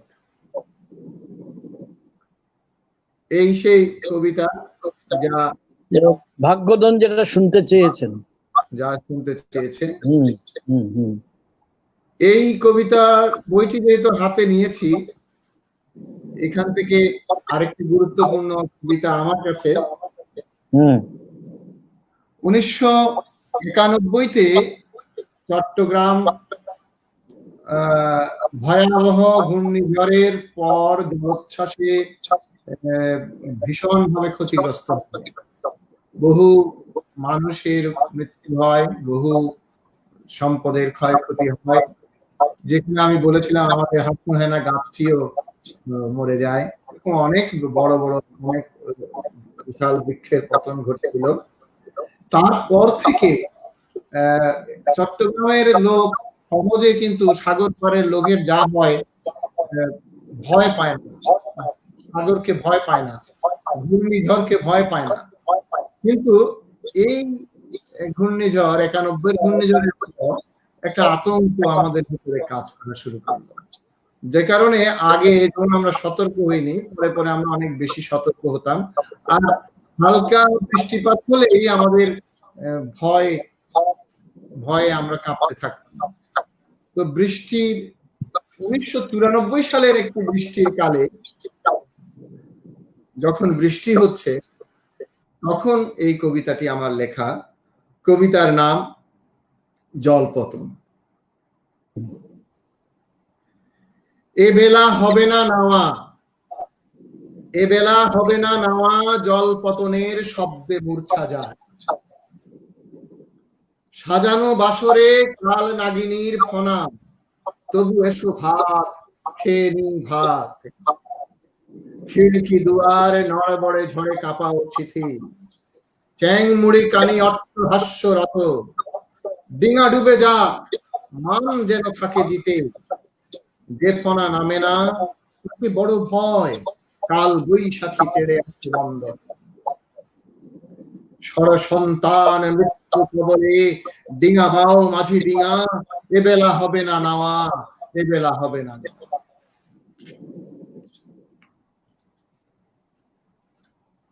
বড় সবকিছু মিশে যাচ্ছে, নিসর্গের কত আছে। যাই হোক, সেটা বলতে গেলে আবার আরো অনেক কথা বলতে হয়। আগাগোড়াই তুমি খুবই নিসর্গ প্রাণ কবি, এবং এটা এমন একটা অর্থে যেটাকে তুমি প্রতি মুহূর্তেই, অন্তত কবিতা লেখার মুহূর্তে একটু নতুন ভাবে গড়ে নিতে চাও, বিনির্মাণ করে নিতে চাও। এটাই জিল্লুর রহমান, কবি জিল্লুর রহমানের বড় বৈশিষ্ট্য বলে আমার অন্তত বিশ্বাস। আমার তো মনে হয় দাদা অনেক সময় পার হয়ে গেল না, প্রায় 1 ঘন্টা 20 মিনিট আমরা আছি।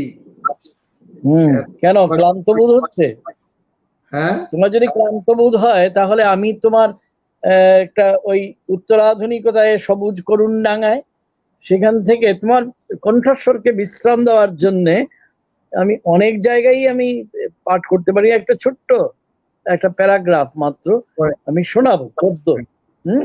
এবং আমার মনে হয় কবিতা মিথ ও মুখ্য, যেটা আমি তোমার অন্যতম শ্রেষ্ঠ প্রবন্ধ বলে আমার ব্যক্তিগত পাঠক হিসেবে আমি মনে করি। তো সেখান থেকে কবিতা মিথ ও মুখ্য থেকে এটার একটা সামান্য ছোট্ট একটা স্তবক আমি পড়ে শোনাচ্ছি দর্শক এবং শ্রোতাদের জন্য। এদিকে রাজায় রাজায় লড়াই এখনো সমান তালেই চলছে, উলুখাগড়ার প্রাণের খবর কে রাখে আর? সেই মহাভারতের শকুনি, দুঃশাসন, দুর্যোধন এখনো চাল দিচ্ছে নতুন পাশার ছকে, এখনো হাজারো যুধিষ্ঠির ইতিগজ মৃদু উচ্চারণে তাল মিলাচ্ছে কালের চাকার সাথে। আমরা কি কখনো ভাবতে চেয়েছি কেন শকুনি এত জটিলতার জন্ম দিয়ে যায়? আমরা কি কখনো ভেবেছি কোন মা বাবা তার সন্তানের নাম দুঃশাসন কি দুর্যোধন রাখতে পারে না? আমরা ভাবিনি কেন একলব্য তার আঙুল বিসর্জন দেয়? এখনো কত হাটে, কত প্রান্তরে, কত একলব্য অকাতরে বিলাচ্ছে আঙুল। এখনো যুদ্ধক্ষেত্রে অনেকেই অভিমন্যুর বীরত্ব নিয়ে এগিয়ে যাচ্ছে, তবে ফিরিবার মন্ত্র তার জানা নেই। এই লড়াই চলছে চিরকাল, মহাভারত যেন এক চলমান চিরন্তন কাহিনী, আমরা তার পাশার ছকের ছক্কা মাত্র। আরো কিছু চমৎকার অংশ আছে যে আমি পড়ে শোনাতে পারতাম, কিন্তু এই অংশটা বহুমাত্রিক। আমি আমার মতো আরো অনেকে যে এই শব্দটা ব্যবহার করেন, আমি মনে করি এটা বহুমাত্রিক।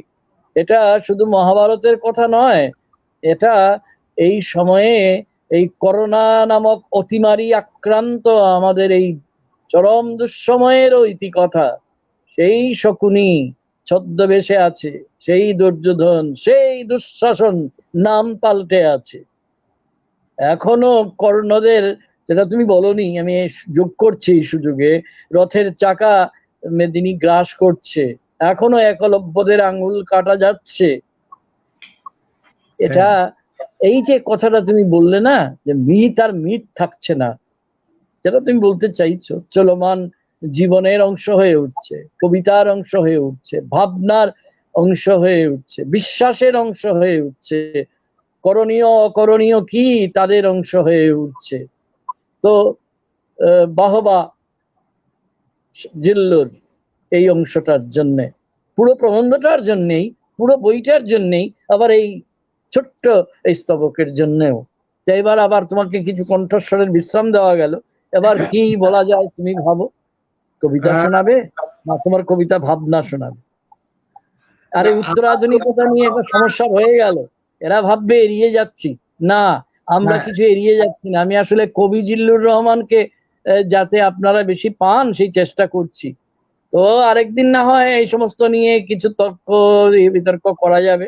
তবে একটি কথা শুধু বলবো, চিমটি কাটছি বলে মনে করবেন না যেন কেউ।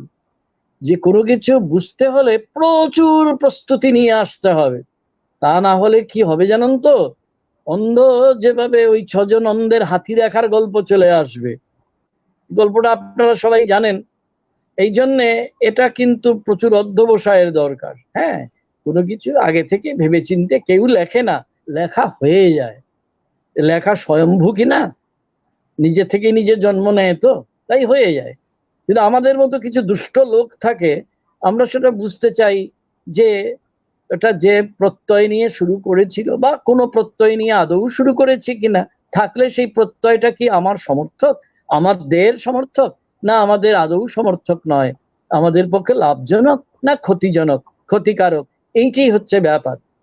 তো এর মধ্যেই লুকিয়ে আছে আধুনিকতা কি, অবক্ষয়ী আধুনিকতা কি, সেটা পেরিয়ে যাওয়ার চেষ্টা কেন, এবং কেন যে সিঙ্গাপুরের জীবন তো আমাদের নয়, নিউ ইয়র্কের জীবন আমাদের নয়, শিকাগোর জীবন তো আমাদের নয়। তাহলে ওই দেশের যারা আছেন বড় বড় চিন্তাবিদ, তারা অত্যন্ত নমস্য, কিন্তু তাদের দেখা পথে আমরা ইতিহাসের মৃত্যু কেন ঘোষণা করব? আমাদের ইতিহাস তো মারা যায়নি, এখনো তো মার সেই রোয়া হাসনুহেনা এখনো সে থাকুক বা না থাকুক গন্ধ ছড়াচ্ছে তো। এখনো তো গ্রামের বাড়ির জন্য জিল্লুর রহমানের প্রাণ কাঁদে, এখনো তো নিশ্চিন্দিপুরের জন্য, আমার নেতাজি নগরের জন্য, আমার পঞ্চখণ্ডের সেই নয়া গ্রামের জন্য আমি এখনো কাঁদি। যেখানে কোনোদিন ছিলাম না সেখানেই মনে হয় আমি আছি আসলে, আর যেখানে আমি আছি সেখানে আমি থাকতে পারি না। এই অনুন্নয়ের মানে কি? আরে আশ্চর্য ব্যাপার নয়? এইগুলো সব এক সূত্রে জড়িত কিন্তু, এবং ওইভাবেই আমাদের আসলে করতে হবে। না হলে কেউ আগে থেকে ঠিক করে কেউ কবিতা লেখে না। এটা এই ধরনের ভাবনার মধ্যে কোথাও একটা ভয়ঙ্কর লজিক্যাল ফ্যালাসি আছে, কিন্তু সেটা নিয়ে আলাপ করতে গেলে আমাদের সময় লাগবে। তো আধুনিকোত্তরবাদী কবি সমালোচকদের মধ্যে অনেক কিছু হয়তো আমাদের নেওয়ার আছে, জ্ঞানের দিকে নেওয়ার আছে, কিন্তু হওয়ার দিকে বোধহয় নেই। হওয়ার দিকে যা আছে সেটা আমাদের বাঙালি জীবনের ভেতরে আছে, এবং সেই বাঙালি জীবনকে আমি হলুদ মাখা চোখ দিয়ে দেখছি, না চশমা ছাড়া চোখ দিয়ে দেখছি, না আমি মাটির সুধাগন্ধ ঠিক পাচ্ছি, এটা আমাকেই ঠিক করে নিতে হবে। তো এই কথাটা আপাতত এই পর্যন্ত থাক। আমি জিল্লুর রহমানের কিছু অত্যন্ত মূল্যবান সময় কিছু চুরি করে নিলাম, এই জন্য জিল্লুর ভাই তুমি কিছু মনে করো না, তুমি তুমি যা বলবে কবিতা পড়বে, যা করার করো। দাদা আপনি যা বলেছেন এগুলি আমারও কথা। একজন এখানে বলেছেন যে অনেকেই পোস্ট মডার্ন শব্দটা এখানে আমাদের এই কথাগুলোর মধ্যে ব্যবহার করে। মূলত এই জন্য একটি সভায় চট্টগ্রামে 2018-তে কবি অমিতাভ গুপ্ত এসেছিলেন। বললেন যে আপনাদের যদি এত সমস্যা হয় তাহলে আপনারা একটা কাজ করেন, অধুনা একটা অনিত্য ব্যাপার, অধুনা থাকে না, এই অধুনা প্রতি মুহূর্তেই অতীত হয়ে যাচ্ছে। বরং এটা বাদই দিয়ে দেন, চলুন বলি যে উত্তর চেতনা। তাহলে এই আপনাদের যাদের এইসব জটিলতা, নামকরণ জটিলতা, সেখান থেকে আমরা হয়তো মুক্তিও পেতে পারি। এই প্রস্তাবনা উনি রেখেছিলেন। সেই উত্তর চেতনা বিষয়ে আমি একটা পরবর্তীতে এটা নিবন্ধ লিখেছিলাম। আমি সম্ভব হলে সব এই উত্তরসূরির গ্রুপে হয়তো পোস্ট করে দিতে পারব সেই দীর্ঘ প্রবন্ধ। এটা আমি ঢাকায় একটি অনুষ্ঠানে পাঠ করেছিলাম এবং সেখানে আলোচনা হয়।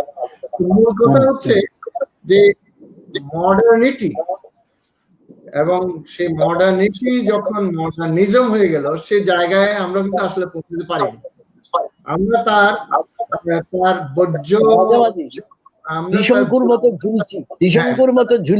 বর্জ্যের ভিতরে আমরা হাবুডুবু খাচ্ছি, খেতে গিয়ে আবার আমাদের ভিতরে প্রবিষ্ট হচ্ছে তথাকথিত পোস্ট মডার্ন চিন্তাগুলো, যেগুলোর জন্য আমাদের সমাজ, আমাদের রাষ্ট্র, আমাদের মানসিক অনেক কিছুর দায়িত্ব আছে, কোনো কিছুরই পরিবেশ তৈরি নেয়। যেখানে এখনো আমরা হিন্দু না ওরা মুসলিম জায়গায় আছি, আমরা এখনো আমরা তো ভাই বাঙালি হতেই পারলাম না। বাঙালি হওয়ার আগেই বিশেষ করে আমি হিন্দু না আমি মুসলমান এটাই চিন্তা করি, বাঙালি হতে পারলাম না। বাঙালি না হলে বাঙালির নিজস্ব স্বভাব আমি বুঝবো কি করে? আমাদের জায়গাটাই পৌঁছাতে হবে, তাই না? তো সে কারণে এটা নিয়ে আরেকদিন কথা বলা যাবে। সেই জায়গায় আমাদের উত্তরায়ণ, তো সেই জায়গায় এইসব কথা বলতে গেলে কথা শেষ নেই। বরং আমি করি ঢেকি। হ্যাঁ, ইয়েস, এটা পড়ো কবিতাটা। ঠিক আছে, ডায়োজেনিসের হারিকেনে আছে, 2017 লেখা। আমারই নামের সাথে মিল আছে, জয়ন্ত জিল্লু নামে একজন তরুণ কবি আছে, তারই গ্রামের কোন একটা ঢেকি সে একটা গল্প ফেসবুকে বলেছিল। তো সেখান থেকে আমার হঠাৎ এই কবিতাটা মাথায় আসে যে আসলে ঢেকির সাথে আমাদের অনেক কিছু ব্যাপার, যেমন ঢেকি স্বর্গে গেলে ধান ভানে, আবার ধান ভানতে শিবের গীত। তো এই যে ঢেকির যে অনেক ব্যাপার গুলোকে, এইগুলোকে নিয়ে আমি চিন্তা করতে করতে, যেটা আমাদের যে অন্তর্বয়নের যে একটা অন্তর্বয়ন তোমার কবিতায় খুব বেশি প্রাসঙ্গিকতা আছে, সেটা এখানে আমি কাজ করার চেষ্টা করলাম। কবিতার নাম ঢেকি। কিছু ঢেকি ঘরে থেকে যায়, স্বর্গ দেখে না। কিছু ঢেকি ঘরে থেকে যায়, স্বর্গ দেখে না। এখনো ভাঙছে ধান, গাইছে শিবের গীত পার দিয়ে। গ্রাম বধুর হল্লায় শীত নামে, উড়েছে ধানের কুড়া, ভাপের পিঠার সাথে নেমে আসে খেজুরের রস। কিছু ঢেকি চেলা কাঠ হয়, কিছু তো ঘরের খুঁটি, কেউ জ্বলে চুলোর উনুনে। আমিও দেখি না স্বর্গ, জ্বলে যাচ্ছি তোমার অনলে। কখনো বাজারে পুড়ি, কখনো আস্থা কুঁড়ে। কিছু ঢেকি ঘরে থেকে যায়, সকলেই স্বর্গ দেখে না। এই কবিতাটি সাথে পাশে আরেকটি কবিতা চোখে পড়লো, 2014-তে লিখেছি। এই কবিতাটি লিখেছিলাম আমাদের রামুতে, কক্সবাজারের পথে যাওয়ার পথে রামু বলে একটি জায়গা, সেই বিশাল স্থায়িত বুদ্ধ মূর্তি আছে, আমি এবার গিয়ে দেখে এসেছি। হ্যাঁ, তো সেখানে বৌদ্ধ মন্দিরে হামলা হয়েছিল 2014-তে। তো সেই বৌদ্ধ মন্দিরে হামলা হওয়ার আরো কিছুদিন আগে, সপ্তাহ 2 আগে মনে হয়, রাঙ্গামাটি শহরে চাকমাদের উপরে স্থানীয় বাঙালিরা হামলা করে, এবং সে হামলায় আমার খুব ঘনিষ্ঠ বন্ধু সহকর্মী ডাক্তার সুশোভন জামান, সে তার মোটরসাইকেল পুড়িয়ে দেওয়া হয়, তার চোখের ভিতরে একটা লোহার শিক ঢুকিয়ে দেওয়া হয়, সে একটা চোখ হারায়। তো আমি যখন কবিতাটা লিখি তখন আমি জানি না সে আদৌ পরে অন্য চোখটি দিয়েও দেখতে পারার মতো অবস্থায় আছে কিনা, সেরকম পরিস্থিতিতে আমি কবিতাটি লিখেছিলাম।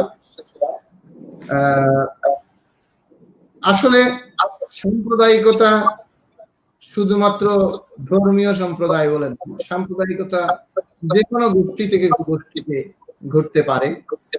তো এটাও এক ধরনের সাম্প্রদায়িকতা বলে আমি মনে করেছিলাম।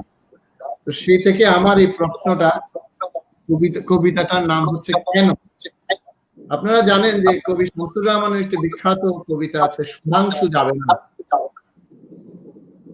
1990 সালে যখন বাংলাদেশে তৎকালীন স্বৈরাচারী সরকার ক্ষমতায় টিকে থাকার জন্য অনেকটা একটা কি বলবো আপতিত করেছিল, এক ধরনের সাম্প্রদায়িক একটি দাঙ্গা সে জোর করে সমাজে চাপিয়েছিল। তো সেই প্রেক্ষিতে তখন কবি শামসুর রহমানের কলম ঝলসে উঠেছিল, সুধাংশু যাবে না। আমি সেই কবিতার সূত্র ধরে এই কবিতাটি লিখছি। কবিতার নাম কেন। সুধাংশু চলে গেছে, সুধাংশু চলে গেছে, সাথে নিয়েছে বঞ্চনা গঞ্জনার স্মৃতি। মশালের লাল শিখা ধরিয়েছে প্রিয় স্মৃতিতে আগুন। ঘরের দোচালা পুড়ে ফ্যানাটিক সুরমা চোখে ঘুরছে আজরায়। সুধাংশু চলে গেছে, নলিনী যাবে না ভেবে এক মনে ধরেছে লাঙল। সুশোভন চেম্বারের সাদা পর্দার পেছনে চিকিৎসার আয়োজন করে। সুশোভন চাকমা বুঝে না, সুশোভন বাঙালি বোঝে না, চিকিৎসার কোন সম্প্রদায় নেই। কেন তবে লৌহ শিল্পে গেলেছে সুশোভনের চোখ, কেন তবে লৌহ শিল্পে গেলেছে সুশোভনের চোখ। সাদা পর্দার রক্তের দাগ আর শুকাবে না, সুতোবন চোখে দেখবে না, প্রেসার মাপবে না, লিখবে না নতুন প্রেসক্রিপশন। কেন বা ভান্তের ঘরে পবিত্র মন্দিরে বহু জলে চতুরে আগুন? কেন নলিনীর শস্য ক্ষেত্র ধানের গোলায় ছাই, আর শিশুটির বুকের আগুনে ভস্য হলো ভালোবাসা?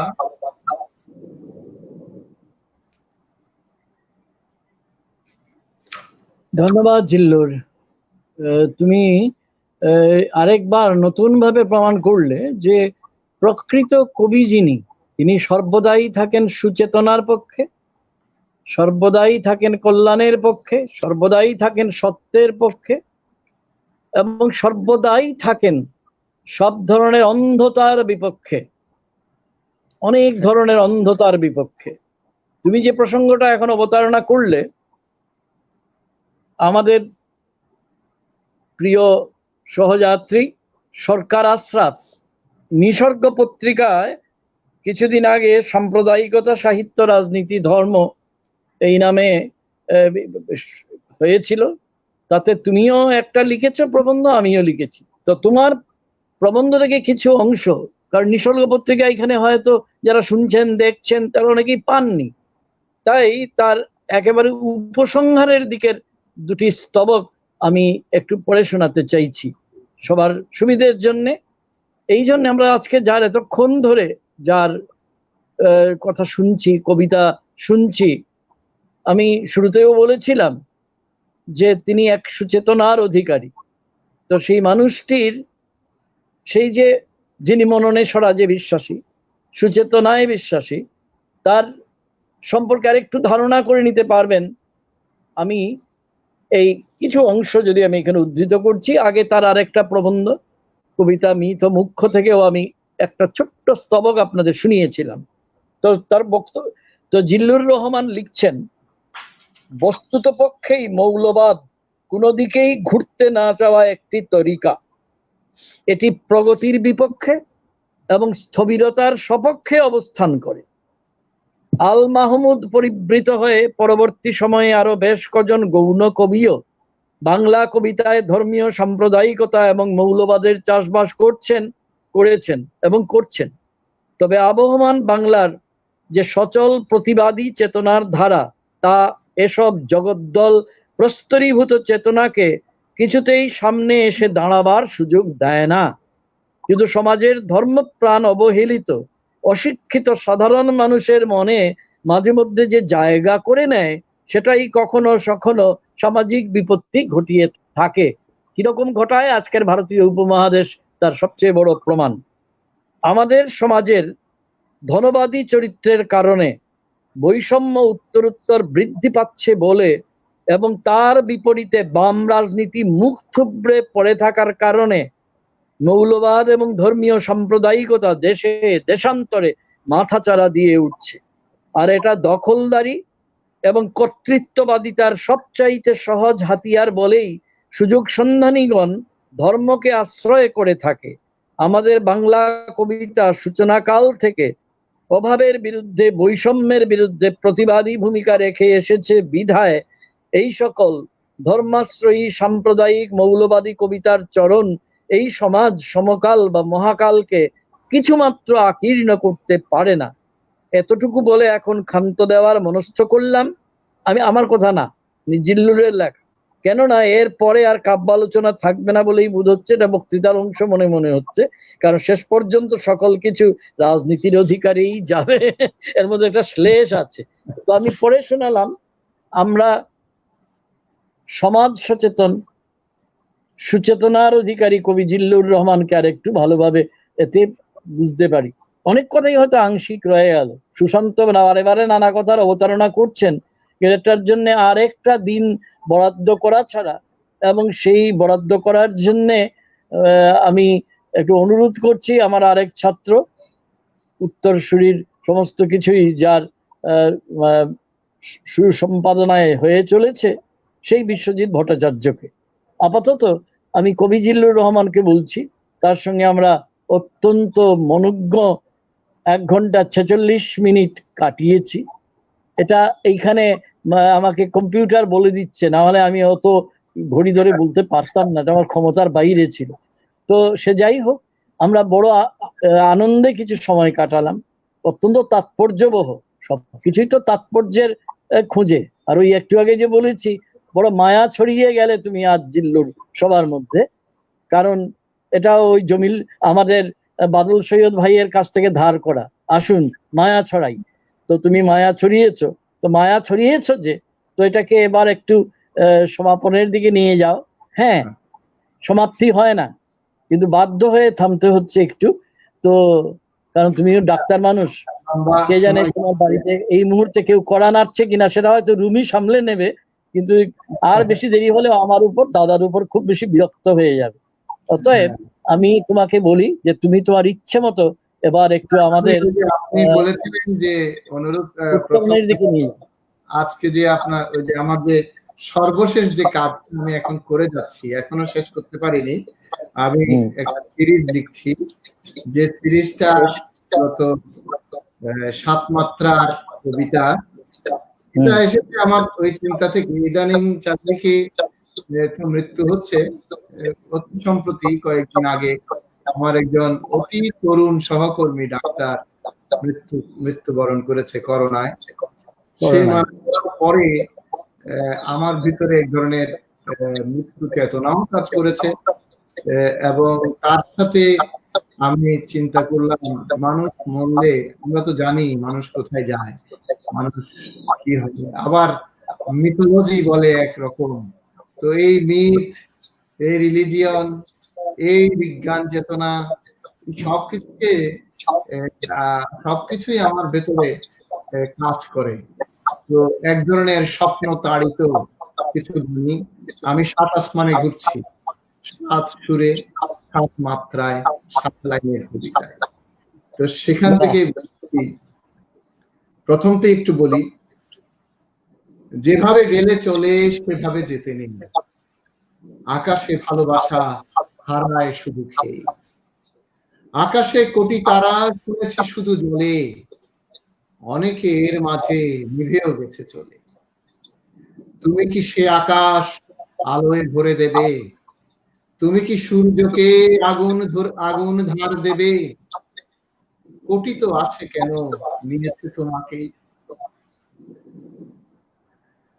তো এইরকম ঘুরতে ঘুরতে এক জায়গায় বলছি,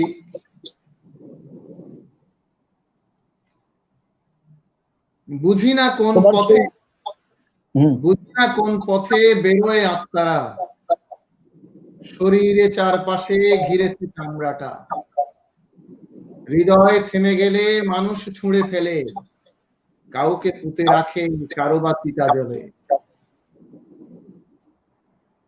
তবে সে আত্মাটা বেরোলো কোন থাকে, বুঝতে পারিনি তো মৃতের হাঁক ডাকে, নাকি সে পুরুতের বাঁচার সরকরা।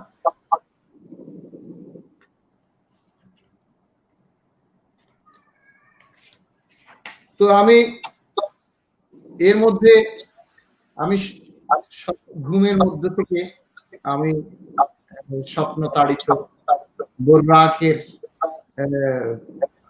মাধ্যমে 7 আসমান পরিভ্রমণে যাই। তো সেখানে তৃতীয় আসমানে দেখা হলো বাল্মীকির সাথে। তৃতীয় ইমেজের কথা মনে করিয়ে দিচ্ছে, দান্তের মতো অবস্থা দেখছি তোমার। ঠিক আছে, ফাইন, চলো চলো। এরকম ব্যাপার হচ্ছে হয়তো। তৃতীয় আসমানে দেখেছি বাল্মীকি, তৃতীয় আসমানে দেখেছি বাল্মীকি, মুকুটে মণি তার জ্বলছে ঝিকিমিকি, বলে অযোধ্যায় রামকে কোথা পাবে, সে ছিল কবি মনে, ছিল না ধরাধামে। ঠিক, তোমরা তাকে নিয়ে অযথা মরলড়ে, এখন বিভীষণ সীতাও ঘরে ঘরে, অথচ ভারত জ্বলছে ধিকি ধিকি। ঠিক, অথচ হুতাশন জ্বলছে ধিকি ধিকি।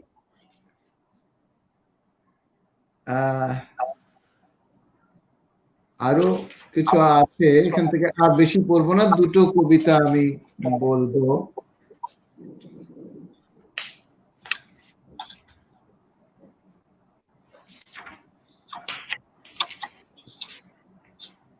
দেখা হয়েছিল নিউটনের সাথে।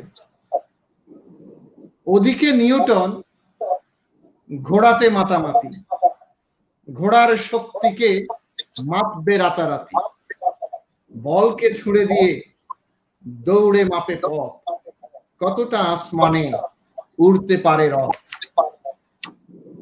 আপেল গাছতলে হা করে বসে থাকে, সামনে সুকঠিন দেয়াল দেখে ছোটে, তৃতীয় সূত্রের জন্য মারে লাথি।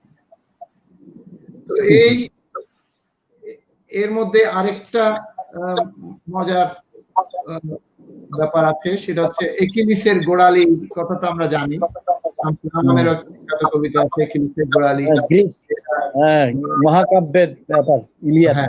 হ্যাঁ, গোড়ালি চেপে ধরে সুবীর একিলিস বসেছে উদ্যানে মাঠে কিসমিস, বলছে মাগো তুমি চুবালে নদী বুকে, গোড়ালি ধরেছিলে বলতো কোন দুঃখে।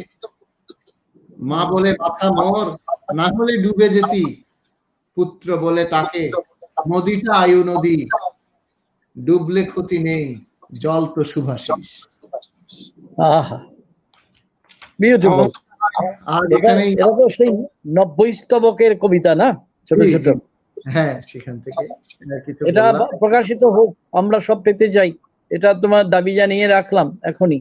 যদিও আমি পেয়েছি চলভাষে, কিন্তু সেটা তো সব অংশ পাঠানো যায়নি, সেই জন্য। তো যাই হোক, ইচ্ছার বিরুদ্ধেই কিন্তু এখন থামতে হচ্ছে জিল্লুর, ইচ্ছার বিরুদ্ধেই। আমার নিজেরই ইচ্ছার বিরুদ্ধে আমি থামছি। আমি কি যে বলবো তোমার প্রতি, আমি উত্তরসূরির পক্ষ থেকে, আমার নিজের তরফ থেকে, যারা শুনলেন এবং দেখলেন তাদের সবার তরফ থেকে তোমার কাছে আমরা বললাম যে কবির কাছে ঋণ স্বীকার করে নেওয়াটা ভালো, তাহলে অন্তত দুর্যোগে যেতে হবে না।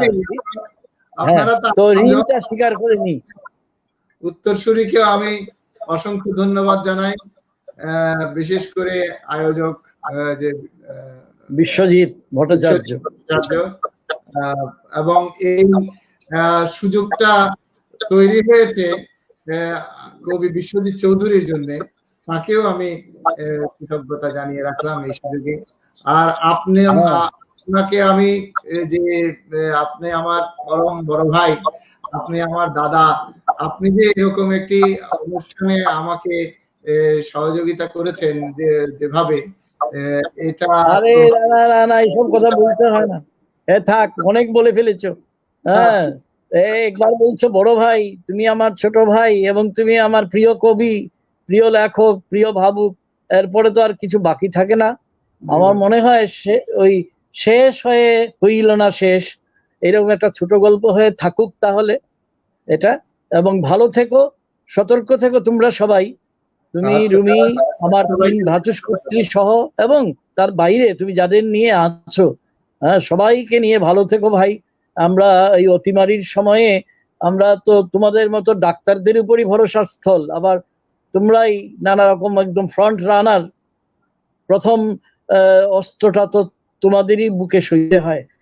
তো আমি আশা করব যে তোমার কবিতা লেখা, তোমার ভাবনার মনোবয়ন সব কিছু অব্যাহত থাকুক, এবং নিজে ভালো থেকো, আমাদের নিয়ে সবাইকে নিয়ে ভালো থেকো। আর শুভরাত্রি, এবং আবার দেখা হবে শিগগিরই, খুব শিগগিরই এইরকম কোন একটা এতে। কেমন? অনেক কথা বাকি রইল, কিন্তু শেষ হলো না কিছুই প্রায়। ঠিক আছে, আপাতত কথাগুলো এই পর্যন্তই। আচ্ছা দাদা, সবাইকে ছাড়ছি।